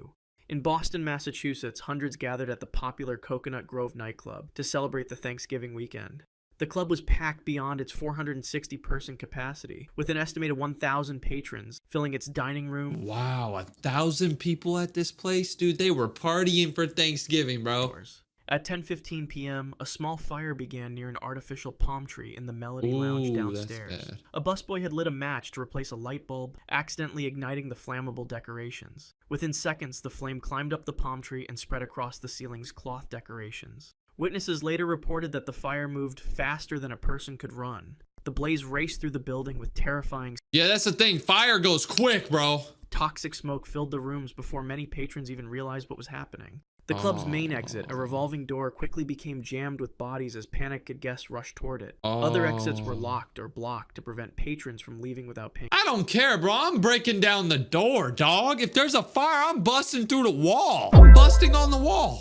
Plunging the club into darkness except for the advancing wall of flames. People trampled each other in blind panic. Those who couldn't reach exits were overcome by carbon monoxide and cyanide gas released from burning decorations. Firefighters arrived within minutes, but found victims already beyond saving. Many were found still seated at their tables, killed so quickly by the toxic smoke that they never stood up. Others were stacked several bodies deep at blocked exits, crushed or suffocated while trying to escape. The heat was so intense that gold rings melted on victims' fingers. Survivors described hearing screams abruptly stopping as smoke filled each room. Those who escaped the fire often died later in hospitals from severe burns and damaged lungs. When the final count was made, 492 people had perished, making it the deadliest nightclub fire in American history. What? Football game. Happy Thanksgiving. What? 29th, 1900, the annual big game between rivals Cal and Stanford drew thousands of spectators to San Francisco. The highly anticipated Thanksgiving weekend match was a major social event, with tickets I go to selling football out weeks games in all the advance. time. For those unable to secure admission, creative alternatives emerged. At the Pacific Glassworks factory near the field, the flat roof offered a perfect vantage point to watch the game for free. Oh, they're savage. These people climbed up on a random building to watch the game for free. Over 100 spectators had gathered atop the building. They're Many were savage. young men and boys who had climbed the fire escapes and ladders to avoid paying the entrance fee. Below them, inside the factory, workers tended to glass-making furnaces that reached temperatures of 500 degrees Fahrenheit. Just before 2:30 p.m., as the crowd on the roof grew increasingly dense, witnesses heard a sudden cracking sound. Oh. The decades-old wooden roof, never designed to hold such weight, began to splinter. Spectators at the edges tried to scramble away, but there was nowhere to run. Within seconds, the entire center section gave way. 23 people plunged 45 feet through the collapsing structure. Some fell directly into the massive glass furnaces below. Oh, they fell into the lava. The molten glass instantly engulfed those who landed in it, causing immediate and catastrophic burns. Others struck metal equipment or concrete floors, suffering devastating traumatic injuries. The factory workers below had no warning. One moment they were working their shifts. The next, bodies were raining down among them. The screams lasted only moments. Those who fell into the furnaces died almost instantly. Their bodies consumed by temperatures hot enough to melt bone. First responders arrived to find a scene of bones were melting. chaos. The factory floor was littered with bodies. Some victims were unrecognizable, their features obliterated by the fall or the extreme heat. Oh, that's crazy. So if they fell in the lava and their bones melted and everything melted, they couldn't even like identify them. So they couldn't even call their family and say, hey, you know, Billy Bob ended up falling down the building and died. They couldn't even identify these dead people. Oh my gosh. And this is right before Thanksgiving.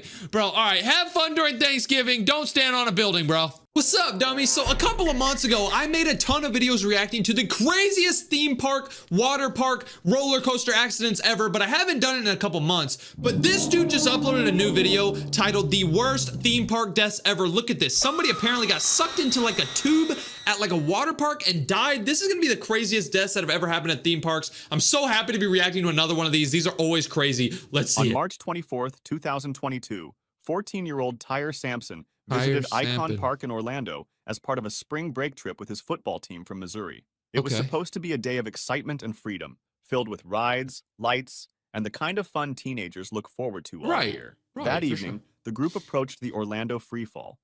See, that's the thing about these type of rides. These are fun, like super fun. It takes you all the way up. If you've never been on it, you just go all the way up slowly, right? And then you get to the top, and then you just boom, you drop all the way to the top, and then as you're going down, you're like, oh, and you feel like you're about to slam into the ground, but then it stops perfectly. So I wonder what happened to this guy. Did he fall off from the top? Did he? I don't know. A 430-foot drop tower and one of the tallest freestanding attractions of its kind in the world. The ride slowly lifted passengers hundreds of feet into the air before releasing them into a near vertical free fall, reaching speeds of more than 75 miles per hour before breaking near the ground. Tyre Sampson was physically larger than most riders. He stood over 6 feet. That's a nice way to say somebody was fat. Tall and weighed more than 340 pounds. Hey, he said he was a football player. Football players need to be, you know, very heavy, so I'll give him that. The weight limit was 287 pounds. Oh, but what? No one weighed him or stopped him from boarding. What? If the weight limit is 280 and this kid was like 400 pounds, bro, why are you? When Tyre was seated, the shoulder harness was not properly secured against his body. See, this is the water park's fault, bro. They need to actually enforce it, bro. Instead of removing him from the ride, the operator manually adjusted the seat, increasing the gap between the harness and the safety sensor. Despite the improper adjustment, the system displayed a green light, signaling that the restraint was secure. The ride was allowed to proceed. Tyre was lifted more than 40 stories into the night sky. Below him, the lights of Icon Park stretched out in every direction. Dude, that is actually dope, because I've been on one of these rides, and when you're up there, it's like, oh my gosh, you can see the whole world from there. And it's honestly pretty creepy, because you're like, dude, what if I fall? Like, everyone thinks that when they're on the rides. They're like, what if the ride breaks? What if the roller coaster goes off the tracks? Like, what happened? You know, what if? Everyone always thinks that, but this actually happened. Moments later, the drop sequence began. As the ride decelerated near the bottom, the sudden force caused Tyre to slip through the unusually large gap created by the adjusted restraint. Witnesses reported seeing him fall approximately 70 feet while the ride was still braking. He struck the pavement beneath the attraction and was pronounced dead at the scene. Before we continue with the next incident, let me tell you something that caught my attention recently. I kept hearing very mixed things about this game. Is this a sponsor? Bro, Raid Shadow Legend Park, get the hell out of here. I can't even lie, I did hella sponsorships with them too, but hey, we're not here for sponsors, we're here for roller coasters. Ohio Oktoberfest. Ohio October, okay, of course, this is in Ohio. On June 9th, 1991, thousands of visitors filled Kings Island Amusement Park in Mason, Ohio. Bro, there's a place called Mason, Ohio. Who the hell thought of that name? Like, I bet there was somebody named Mason that was just like, oh, This is my town. That's so It stupid. was a warm Sunday evening in the Oktoberfest section of the park. Near the German beer garden, a decorative pond sat surrounded by rope barriers. The pond contained a submerged aerator pump that kept the water moving. Around 9 p.m., 22-year-old Timothy Binning Bro, he looks just like me. What the hell? approached the pond. For reasons never fully explained, he touched the water. An electrical current shot through his body. The pump's Whoa. wiring had failed, and there was no ground fault circuit breaker to prevent electrocution. The jolt knocked Binning unconscious, and he tumbled over the railing into the electrified water. His friend, 20-year-old William Haithcote, Don't touch him. Don't. What the hell was his name? his friend, 20-year-old William Haithcote, Oh, I thought it said Haithcock. I was about to say Haithcote is still with. Don't touch him though. immediately jumped in to save him. No! The moment Haithcote entered the water, he was electrocuted. 20-year-old Oh. park security guard Daryl Robertson saw what was happening and rushed to help. He dove into the pond and was killed instantly. Bro, oh my God. See, that's the thing, bro. If you see someone floating in water, you're like, oh snap, they're drowning. So you're gonna run in and dive in after them. But this is actually so tragic, bro. Cause it's a small pond. Like, just Binning survived with burns on his arm and neck. Huh? Haithcote and Robertson did not. wow. The people who tried to save the guy ended up dying, but the guy they were trying to save ended up surviving. That's so An hour weird. later, another tragedy struck the park. 32-year-old An hour later, another tragedy happened at this park.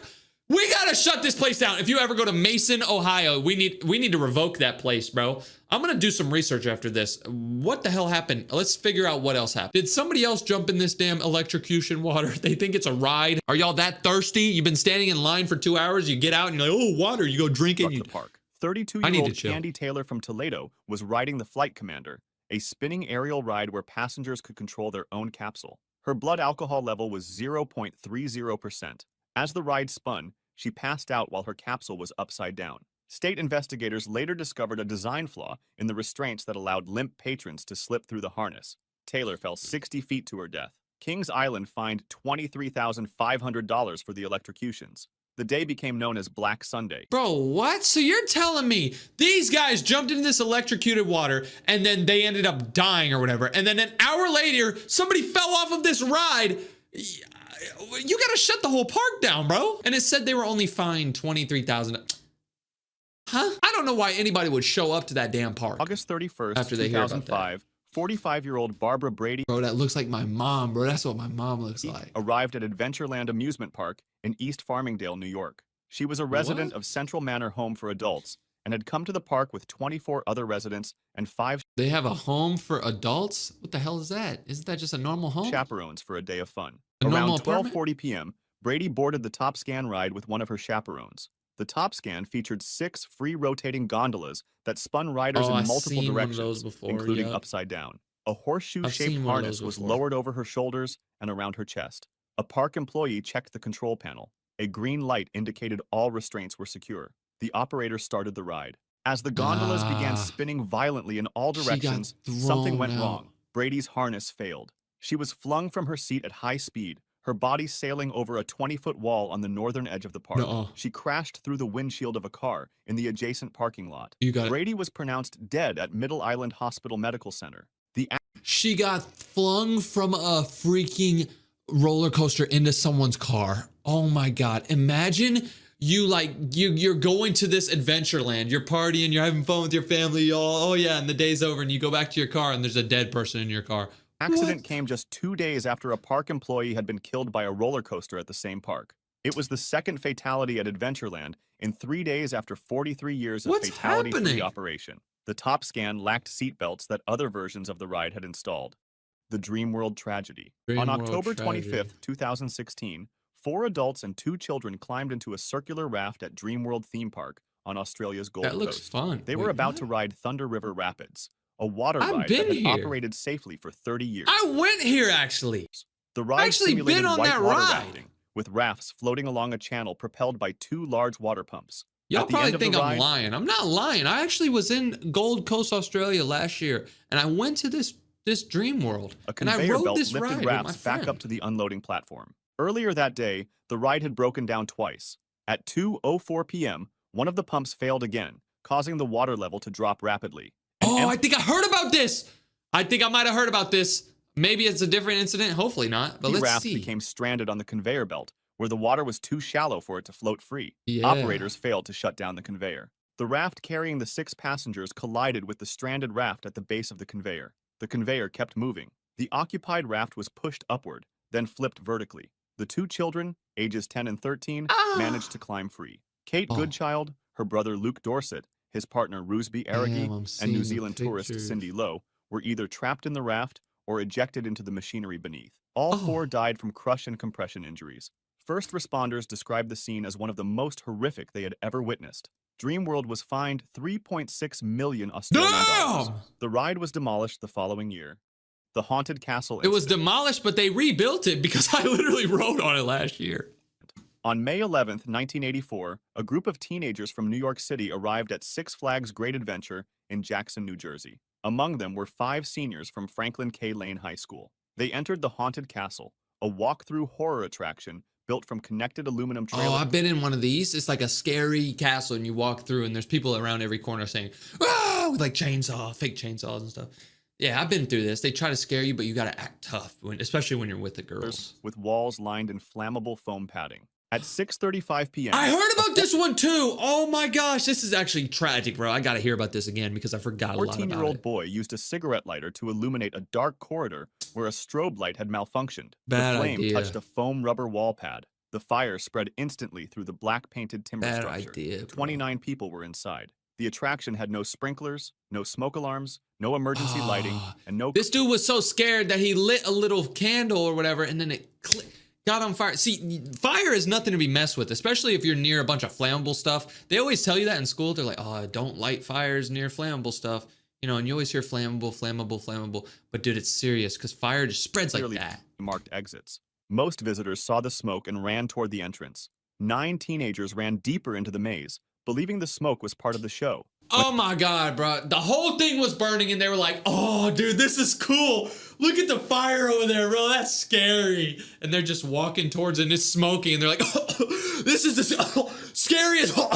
Come When they on, realized dude. their mistake, they tried to find their way out in pitch darkness. They became trapped at the end of a corridor, pressing their faces against an air conditioning vent, trying to breathe. 7 of them were found huddled together in front of a chain door they thought was an exit. It was actually a closet. 8 teenagers died of carbon monoxide poisoning and smoke inhalation. Their bodies were so badly burned that firefighters initially mistook them for mannequins. Oh, man. They thought it was a mannequin, a scary fake mannequin. The park remained open that evening, and a scheduled concert went ahead. They still did a concert. Six Flags was acquitted of manslaughter charges. The families settled for $2.5 million each. Well, at least now you can go buy a new car or something. The Have fun with Splash the money. Canyon incident. On May 9th, 2017, 11-year-old Eva Janeth was on a school trip from Jamia Girls Academy in Wait, hold on, Pleasant Point hold went on. ahead. $1 million. He showed, hold on. The Splash Canyon The Splash Canyon incident. This shows one of those like easy rides. Like whenever you get on one of these rides, you don't think like, "Oh, I hope I don't fall off," or "I hope I don't die." You know, you don't get scared of these rides. Don't tell me somebody died on an easy kid ride. How is that possible? incident. On May 9th, 2017, How is that possible? 11-year-old Eva Janeth was on a school trip from Jamia Girls Academy in Leicester to Drayton Manor Theme Park in Staffordshire, England. She could not England. swim. Around 2 p.m., She could not boarded swim. the Splash Canyon River Rapids ride with 4 friends. No teacher accompanied them. The boat was a circular vessel carrying 6 passengers through fast-flowing water. You're not supposed to fall out of that ride though. During the ride, Eva and her friends repeatedly stood up and reached into the water despite warning signs. All right. When the boat struck a barrier, Eva was standing. The impact propelled her out of the vessel. She fell headfirst into water that Sit was your up to her ass thighs. down. She appeared uninjured and began wading toward the exit platform, trying to get back to her friends. A bystander shouted for her to stop. Eva kept walking. She tried to climb the ride's wooden travelator, but it was covered in algae and slippery. What is she She fell off the doing? side into much deeper water. Ride operators were not watching. The CCTV They were system only asleep. covered half the course. 11 minutes passed before staff were alerted. By the time they found her face down in the water, 6 more minutes had passed. Oh. She drowned. Drayton Manor was fined £1 million for safety failings. The fine was never paid because the company had entered administration. The ghost train What does that incident. mean? On What? June 9th, 1979, Holy cow, look at that he had entered picture. administration. Hold on. The I ghost gotta- train incident. What? The ghost train incident?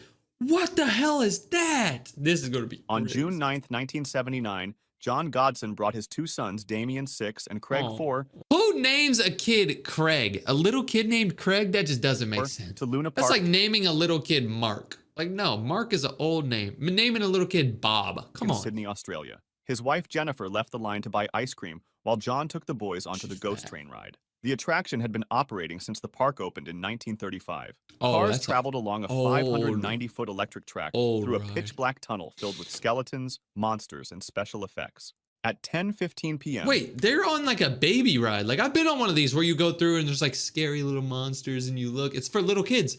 Don't tell me they died on a kid a ride. fire broke out somewhere inside the ride. The exact Oh. cause was never determined. The structure was built entirely of black painted timber with no Oh. sprinkler system. A It's design over. consultant had recommended installing sprinklers 18 months earlier. The recommendation was ignored. Some passengers smelled smoke but assumed it was part of the experience. See, By that the time flames sucks. became visible, escape was nearly impossible. The tunnel was a maze designed to disorient riders. There was no emergency Oh. lighting. This is like a maze ride, so you don't even know where to go. It took firefighters more than 6 hours to recover 7 bodies from the debris. John 6 Godson hours? was found with his 6 hours to get 7 bodies. arms wrapped around his two sons.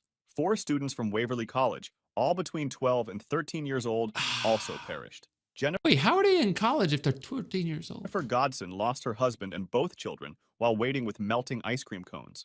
A coroner ruled the deaths accidental, but found Luna Park had failed in its duty of care. Bro, this lady went to go get ice cream while her two sons and her husband were going to go on this little ride for 2 minutes.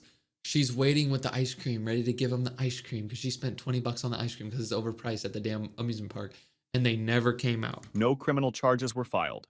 I wonder Missing if she Bolt's ate the tragedy. ice cream. On She ate September their ice 5th, cream. 2003, 22-year-old Marcelo Torres What is that haircut, bro? I know I got some long, busted hair right now, dude. Should I get a haircut? Let me know if I should get a haircut or if I should just leave it long. I think I'm just going to leave it long. I'm just going to let it flow. visited Disneyland in Anaheim, California with his best friend. They boarded Big Thunder Whoa, Mountain his Railroad best friend got the Fenestration. worst. I thought I was making. I thought this guy had the worst hair, but golly, look at his. Damn, what is that? Looks like the dude from Lanky Box. He's got some cool hair though. It's pretty. They cool. boarded Big Thunder Mountain Railroad, a mine train roller coaster that had operated safely since 1979. The ride Damn. featured trains that looked like old locomotives racing through fake rock formations themed after the American Southwest. Around 11 a.m., their train entered a tunnel on an uphill grade. Unknown to anyone, fasteners on the locomotive's left guide wheel assembly had not been properly tightened. This dude said, "What? Fasteners on the locomotive's left wheel assembly." That's too many big words, bro. You got to know that I'm not that smart. During recent maintenance. Whatever The that loose means. let me axle know. dropped and jammed against a brake section inside the tunnel. The rear of the locomotive shot upward, hitting the tunnel ceiling. The tow bar connecting the locomotive to the first passenger car snapped. Torres was sitting in the first passenger car. It slammed into the underside of the airborne locomotive. He suffered severe blunt force trauma to his chest, fracturing his ribs and lacerating his lungs. Oh! 10 other passengers were injured. First responders took an hour to remove everyone from the tunnel. Torres died of blood loss. Disney admitted the accident was caused by maintenance workers who failed to properly secure the wheel assembly. The company settled with Torres' family for an undisclosed amount. Part of the settlement established a memorial scholarship in his name. Wow. Falling from space. Nice. On Huh? June 29th, 2010, visitors at Overseas Chinese Town East Theme Park in Shenzhen, China, Chinese. lined up for space. China has freaking theme parks, bro. What? I did not know they a had ride theme that parks. simulated the experience of a rocket launch. See, yeah, these people in China, they just like their extreme stuff. A ride that mimics a space launch. 12 four-person cabins were attached to a central tower. During operation, the cabins would rise 50 feet while spinning at high speed, giving passengers the sensation of doubled gravity. At 4:45 p.m., approximately 40 people were strapped into the ride. The cabins Hey, began buddy. to rise and spin. Witnesses waiting in line reported smelling burning electronics. Then the power cut out. An explosion followed. Cabin number 5 had lost a bolt. The cabin broke free from the spinning mechanism and slammed into other no. cabins. Several cabins crashed Oh. 50 feet down onto a platform Multiple below. cabins Passengers fell? were thrown from their seats. 6 people were killed. 10 others were injured, including several with fractured bones and amputated fingers. It was Oh one of my the deadliest God, theme bro. park accidents in Chinese you believe history. that, bro? Investigators determined a mechanical problem caused the cabin to dislodge, though the exact cause was never publicly disclosed. 11 people, including operators, maintenance workers, and managers, were detained for questioning. The park had passed a government safety inspection 3 months earlier, the Action River incident. All right, the On action. Ju- Wait. It's a government safety Don't tell inspection me 3 somebody months died in a earlier. lazy river. The Action Y'all know what this is? This is a lazy river, right? Like one of those like things at the amusement park where it just flows slowly and you just chill. How the hell do you die in there? I've seen people who have been sleeping in lazy rivers, but maybe. Oh, I've never seen someone who was dead in a lazy river, but maybe the people who I saw that were sleeping on the raft, like maybe they were dead. River incident. On July 16, 2017, 58-year-old Michael Stone arrived at Aquatica Water Park in Orlando, Florida. He was a resident of Jadade Personal Care Home in Savannah, Georgia, a What? facility that provided nursing care. Stone had a history of high blood pressure, strokes, and seizures.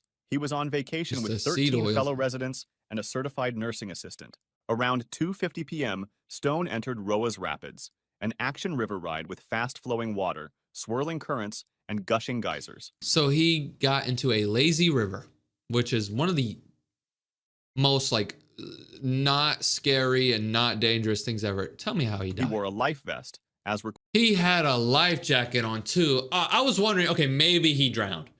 He got a damn life jacket on. What could have happened to this old required man? for shorter guests. The nursing assistant said he seemed alert and healthy. The group completed 1 lap together. On the second lap, the assistant looked back and realized Stone was no longer behind her. She climbed out of the water and heard a commotion. Lifeguards were clearing an area. Stone had been found face down in water just 3 feet deep, unconscious. Despite wearing a life vest, he had drowned. The medical Huh? examiner determined he had passed out, likely from a medical episode, and the vest could not keep his face above water. It was the second death in Roa's Rapids. A 68-year-old British Somebody else died in that freaking lazy river? They need to rename it to Death River. tourist had died the same way in 2010. The routine inspection. On September What? 14th, 2020, 2020, bro. People are still dying in theme parks, bro. I thought all these theme park deaths would have been like 1990, maybe 2000. 2020 was just like yesterday. 21-year-old Jacob Kaminsky reported to work at Icon Park in Orlando, Florida. This He is was the same.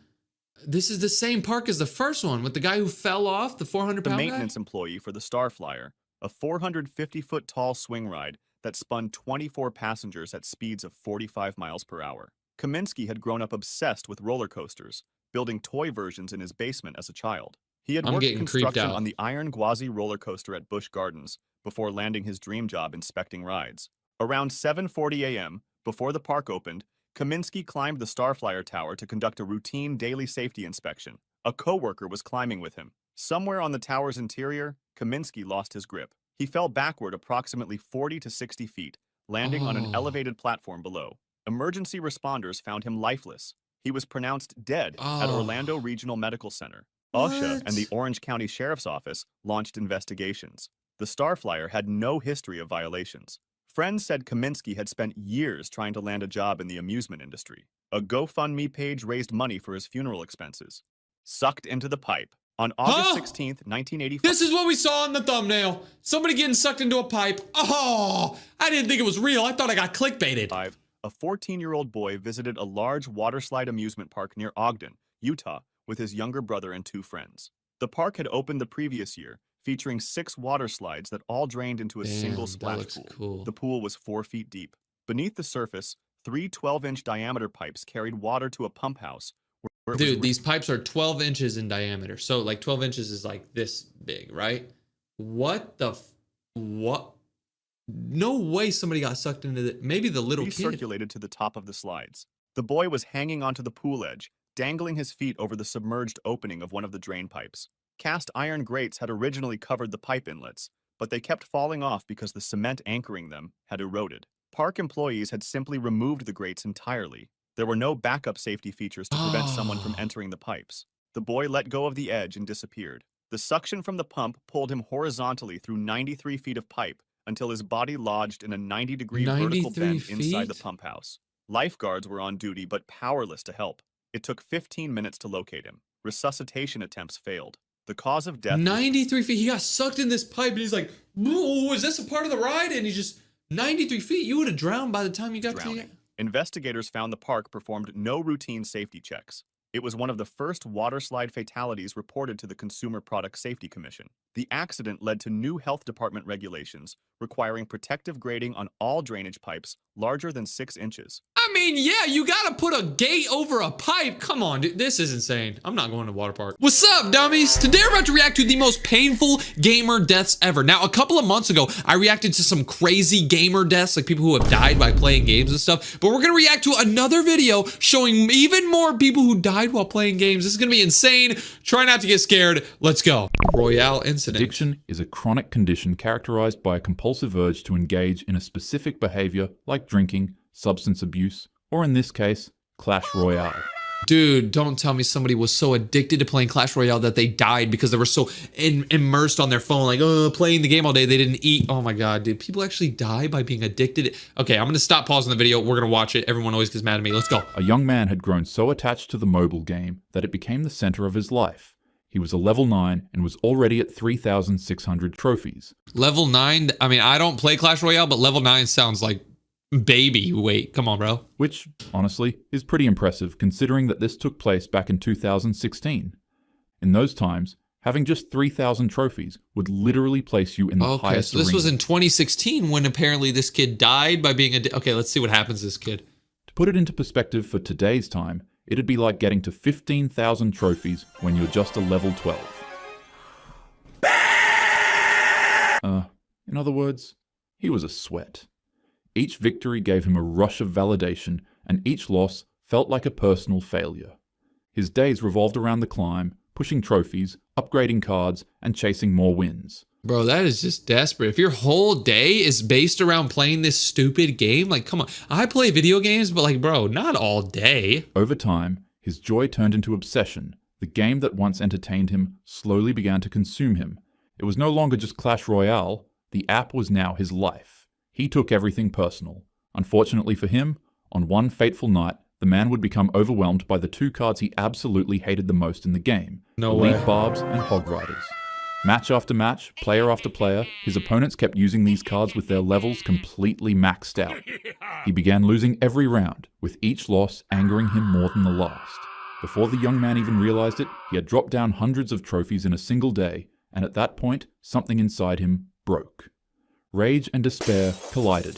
The man threw his phone, got up from his seat, and began, unfortunately, I can't really show you the rest of this incident, because it turns out that it actually crosses some of YouTube's guidelines. Wow. So, maybe I'll make a Patreon or something? I don't know, but anyways. Ain't nobody paying for a Patreon, bro. Move on to the next incident. So basically, what I could take from that is this kid was so mad about Clash Royale that he ended up like dying. Okay, The Gamer what? Rage incident. The Gamer Rage incident. In June 2024, a gaming dispute took an unthinkable turn from the virtual world into real life. After receiving constant trash talk and beratement from another player on a dying... Don't tell me that somebody was getting trash talked, so they went to real life and killed somebody. Over video game trash talk? Okay, let's video watch. game. A 20-year-old man from New Jersey finally decided that enough was enough.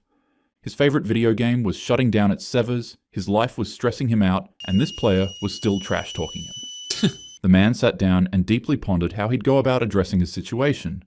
And it was at that moment that he came up with an ingenious idea. He'd go and find out where the player lived, tell his mother that he was going to visit a distant friend, and then fly 1,000 miles to the player's town. No On arrival, way. he'd purchase a hammer at a local hardware store, and then found the man's house. No way. So this guy, because he was getting trash talked, he found out where the guy lived. He told his mom, oh, I'm going to visit a friend that I made online. Flew 1,000 miles. Probably spent like $500 on the flight. Went and bought a $10 hammer just, oh my, don't tell me. At 2 a.m., the 20-year-old would enter through the man's unlocked door. Then he ambushed him and struck him repeatedly as he walked out of his bedroom.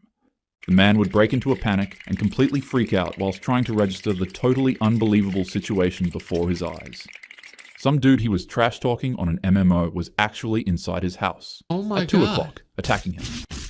During their struggles, the man began to scream out for help, and to his complete luck, his stepfather happened to be awake and nearby. The two of them together were able to stop and subdue the 20-year-old until deputies arrived. Although he was injured pretty badly, the man survived and received staples that had helped close several head wounds. As for the other man, Kang was arrested on multiple felony charges, and when questioned about why he did what he did, he chillingly replied by saying This that is the him. other gamer was a bad person online. Okay, so nobody died, which, I mean, I thought all of these were going to be deaths, but maybe as the video goes on, because as you can see, there's a scale right here. It says this is terrible. As the video goes on, there's going to be actual people who actually died, but this guy went to someone's house and beat them up. Come on, bro. Okay, let's see this. Incident. The VR incident. This In is December horrifying. 2017, a 44-year-old man in Moscow was at home with his headset strapped on, fully immersed in a VR session. But inside his apartment, the line between the simulated world and the real one blurred. As he moved around the room, he lost his footing and stumbled hard, slamming into a glass table. No. The impact was devastating. Glass was everywhere, on and inside of him. As the man stood back up, he didn't even have a moment to panic or call 911. He instantly fell back down and became unresponsive. Unfortunately, investigators later reported that he passed away almost instantly. There was no chance to save him. This stood as one of the first recognized incidents where a VR caused the passing of an individual. It serves as a stark reminder that while virtual reality transports us to other worlds, our bodies never leave this one. Bro, so somebody died while doing VR? Because they weren't paying attention. He was probably like playing like, dude, when I used to play VR, I would play like, what would I play? I would play like Gorilla Tag maybe? I tried it once. But dude, he was like running around, broke into his table and died. One misstep in your living room is more dangerous than any simulated battlefield rendered on a screen. Crazy talk. So remember to always be aware of your surroundings when you put your VR on. The window incident. The window As it incident. grew dark outside, it rained and thundered on. This night was supposed to be a quiet, relaxing session of gaming for this 33-year-old man in the UK. He sat in his living room playing his PS5, unaware of the complete chaos that yet awaited him. He opened up his window for some fresh air and resumed his gaming. However, the weather of the night would have no plans of calming down anytime soon. Wait, he opened up his window, but it was raining. Don't tell me like thunder's gonna like come through his window and kill. Slowly, it began storming harder and harder outside of his house. Then, in the midst of his game, a sudden bolt of lightning struck his home, bounced off of a puddle of water outside, and then bolted right through his open window and slammed straight into his body. The impact from the lightning bolt was so immense that it launched him from his chair and shocked the living hell out of him, scarring his body with branch-like burns. But, despite how lethal lightning strikes are, the man somehow rose back up from the ground. His head was throbbing and his body was on fire, but he was completely confused, not knowing what hit him. Dude! Imagine you're just like chilling on a late night, you're playing a game, and then you just, like you're inside your house, and then you just get struck by lightning, you're on fire, and you're like, what the hell happened? Like, dude, what if he was playing like a fighting game or something and somebody like punched him at the exact moment and then he got struck? He was like, damn, he probably thought he felt it through the game. What the? He went to his partner and asked for a wet towel because he had a headache, but upon seeing his horrific condition, they immediately freaked out and rushed him to a hospital to be treated. Doctors and staff took him in and did the best they could do for his burns and internal shock injuries. And against all odds, he somehow survived. Really? Even though he didn't pass away, I couldn't imagine how absolutely horrifying it must be for you to be playing video games in the safety of your living room one second and then getting struck by literal lightning the next second. Ironically enough, the man was playing Stray, and if you're not familiar with that, it's a game where you're a cat trying to find its way back to its family through, you guessed it, a thunderstorm. The Roblox incident. Oh In God. the fall of 2024, Oh, God. a boy whose only escape was Roblox found their world warped into something unrecognizable. What had once been a game of building, laughing, and running soon became the doorway to a disturbing nightmare. As the youngster continued his gaming, he'd stumble across another friendly gamer in the chat. But, on the other side of the screen was Tara Alexis Sykes, a 36-year-old woman from Pensacola, Florida. And unfortunately, she wasn't just another player. She was something far more nefarious. The woman reached into the child's loneliness and began speaking to him as if she were a close friend and someone who deeply understood him. She took her What? time and earned his trust. And then she Bro, this lady, this weird looking lady, was chatting with this kid on Roblox. revealed her true intentions. She began instructing him to harm his family members. She told him to burn his younger sibling with scalding water and to violently throw him at the tile floor. If his parents found out, she commanded him to sneak into their room at night and to do away with them. She would go on to tell him to burn their house down with aerosol and matches. But when the youngster attempted the first of these vile instructions, deputies immediately arrived to the house. They found that some of the parents' sheets were covered in spray and questioned why he was hurting his younger sibling. Paralyzed in fear, the truth finally spilled out. The kid admitted that there was a woman online who was telling him that he had to do what he was doing. It was revealed that this vile witch used a children's game to puppeteer a child into attempted murder. Sykes was arrested and charged with multiple felonies. She was held without bond and now faces decades in prison. Thank Good. God. There are countless stories Wait, like these on what? platforms like Roblox. If you're young, do not talk to strangers. And if you have younger siblings, monitor them and always check up on them personally. Wow, dude, that is creepy, bro. Okay, don't be scared of playing Roblox. Like, people aren't gonna do this to you, but like, this Ensure is that they're safe insane, and bro. happy. The Hammer. Hammer incident. Oh, this is It nightmare was supposed fuel. to be just another night, until a game turned into a motive for murder. In Russia, a young man was told by his parents to stop staying up all day and playing computer games overnight. His mother took away his keyboard, hoping to enforce some discipline. But unfortunately, God. his obsession was darker than anyone realized. Wow. That night, while his father slept, the youngster crept into his bedroom with a sledgehammer. Yep, he literally showed up with a 20-pound sledgehammer. Sledgehammer? He carefully covered his father's head with a plastic bag to ensure no mess would be made. Then he lifted up the heavy tool and swung it down at his head. He struck him woefully with 6 brutal swings. And sadly, Oh my- his father would never wake up. Even though it was his mother who took away his keyboard, he decided to attack his father instead because he was afraid that he'd wake up and stop him.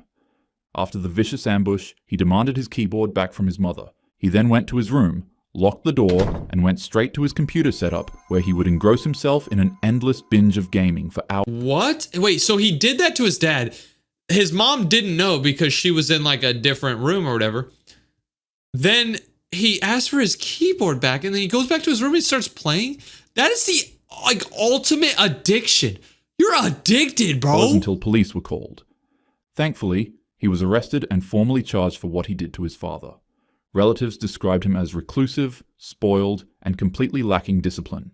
Wow. With his father gone, he had finally believed that he was the head of the family, but bludgeoning your father with a hammer so that you can play games doesn't make you into a man. That's so Unfortunately, it sort of makes you the opposite. Video games exist as some of the best entertainment out there in the world. They're fun, immersive, and Yeah. detailed.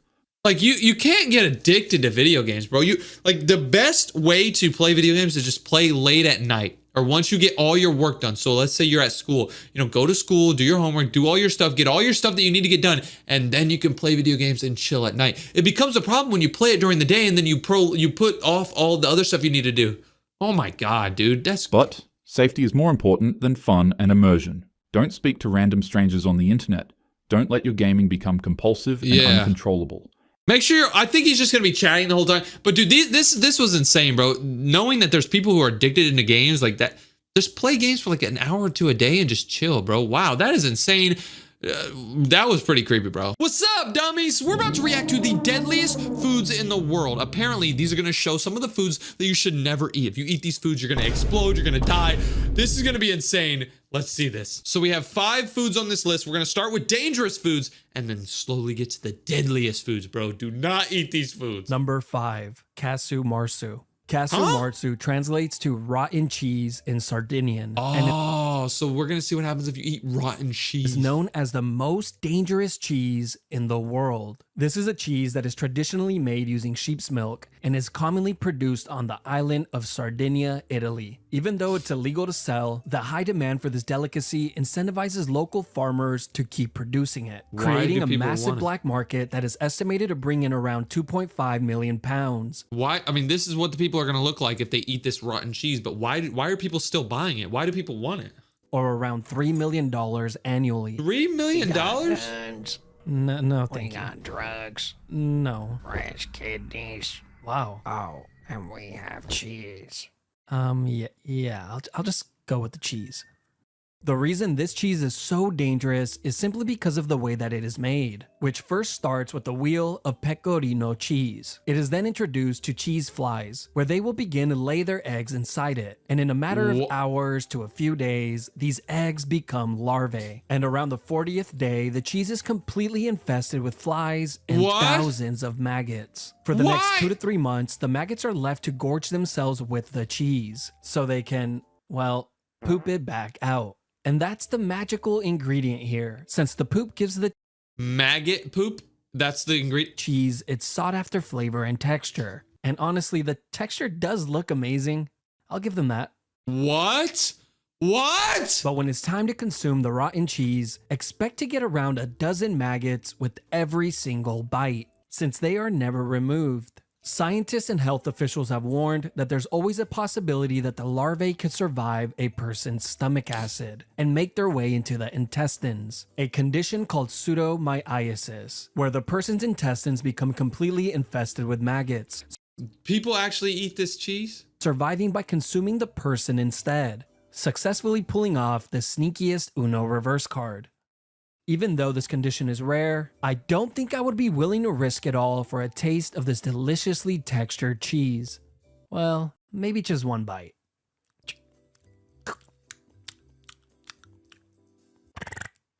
Number 4, larb. Larb is a type of salad that consists of greens, spices, sticky rice, All right, that doesn't look like spices. That looks like somebody ate a Cool Ranch Dorito and they shart. and a choice of meat. This dish originated in South Asia in Laos and is a very popular dish there, even becoming its national dish. At first glance, this would definitely be something I would consider ordering while on vacation, This doesn't look bad. How could it be the fourth most deadliest? Let's see. if I ever took any.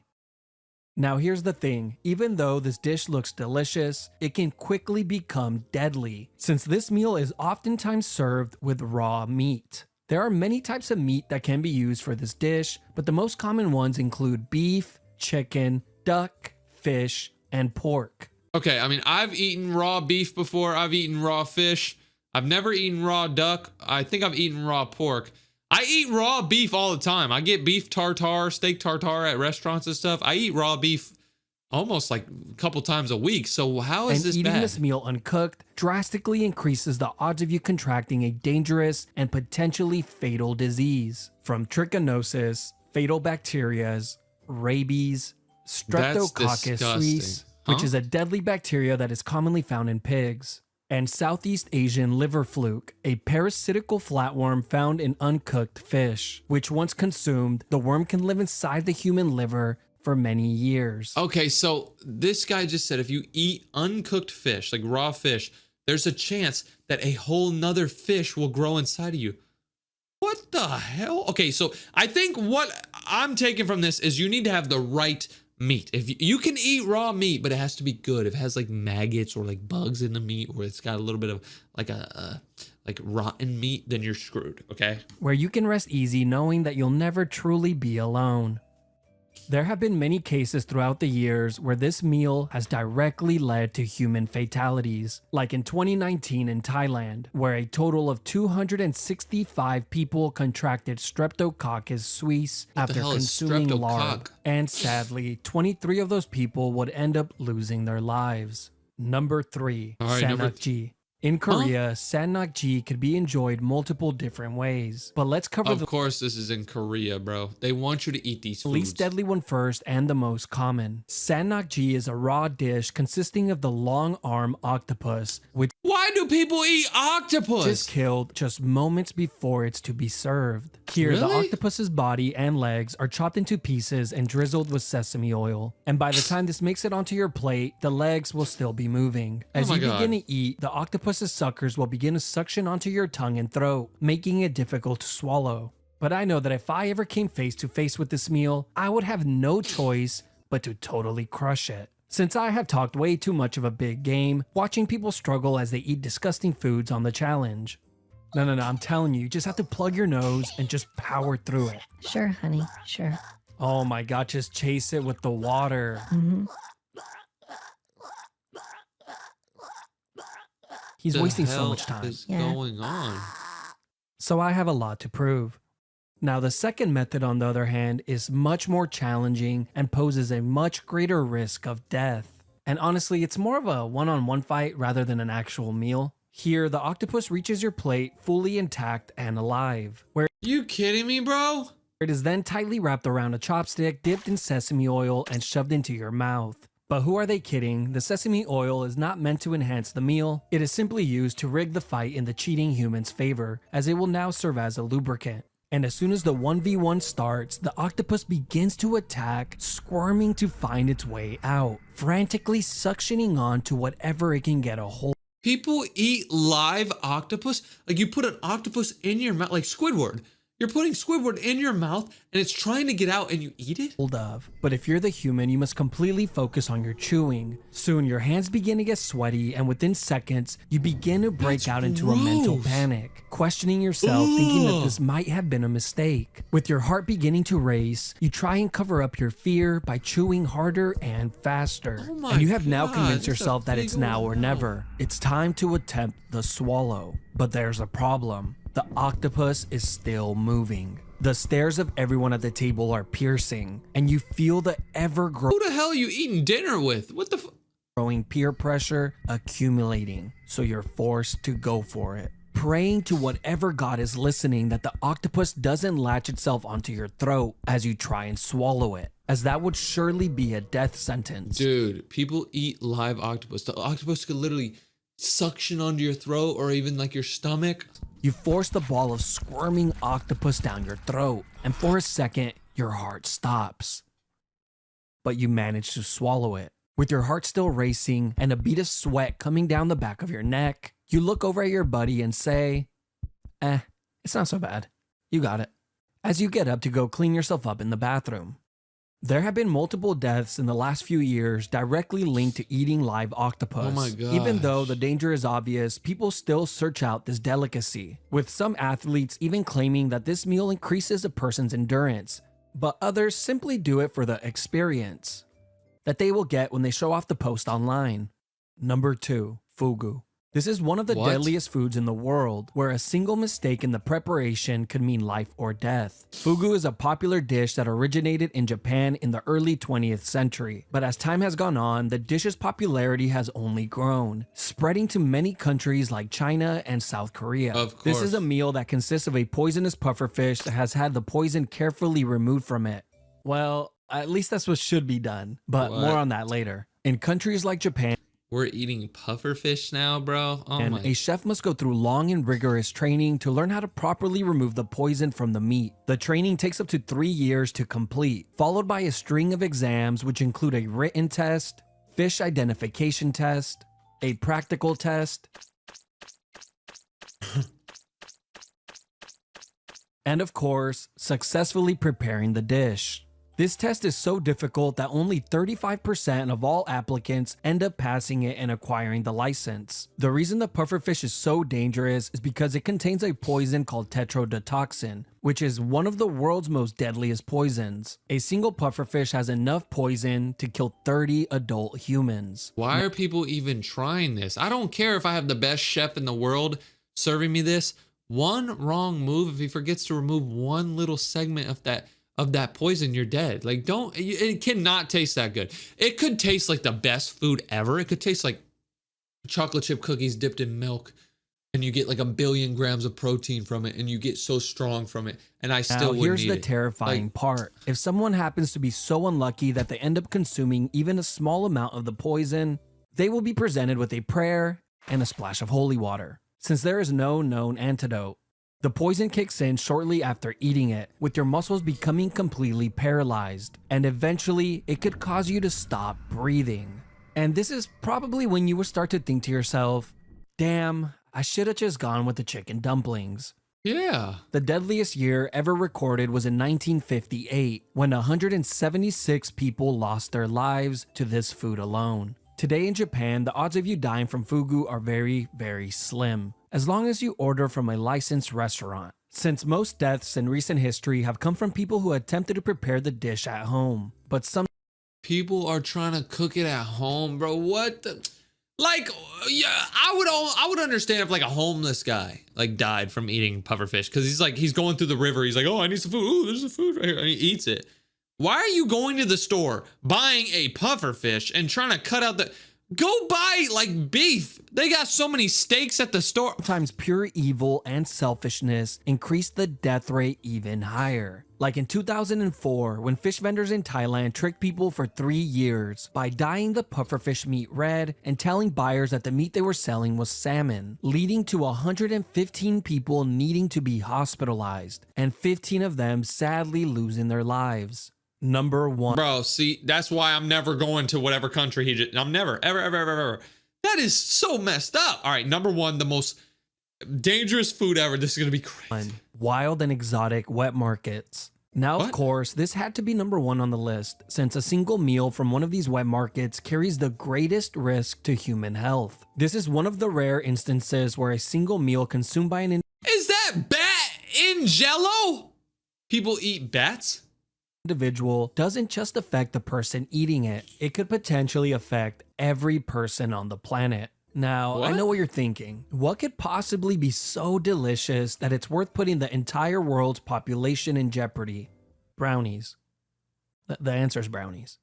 But as far as wet markets go, yeah, I don't think snakes, turtles, dogs, cats, bats, my nephew, porcupines, or raccoons would be a justifiable answer. And it seems like every few years, without fail, the world gets a massive scare when a deadly disease breaks out. And of course, they always seem to be traced back to one of these wet markets. Remember the SARS outbreak of 2002? Me neither. No. But it's widely believed by epidemiologists and public health officials that this outbreak originated from a wet market in the Guangdong province of China. What about the Ebola outbreak of I could've told you. 2014? Remember how terrified everyone was to even let out a cough, as you would forever be known as the person with Ebola. The origins of the 2014 Ebola outbreak was traced to a small child whose family regularly hunted and consumed the bats. Sure, this wasn't a wet market, but it easily could have been. And last but not least, as we all know, the recent pandemic we just had is widely believed to have originated in China from a bat in the Wuhan wet market. These are just a few of the diseases that have caused a massive scare in recent times. But here are some other diseases that are known to be present in these wild and exotic wet markets. Bro, he just showed 1,000 diseases. The reason these wet markets pose such a hazard to humans is largely on the fact that almost all the meat will be cross-contaminated by the time it's sold, since being sanitary is not really of the utmost importance. This, included with the close proximity of wild animals, makes it easy for diseases from animals to infect humans. And the hot and humid conditions in a lot of these markets make it a perfect place for the growth of bacteria and spread of disease. Yeah, I'm never going to China, bro. I'm never,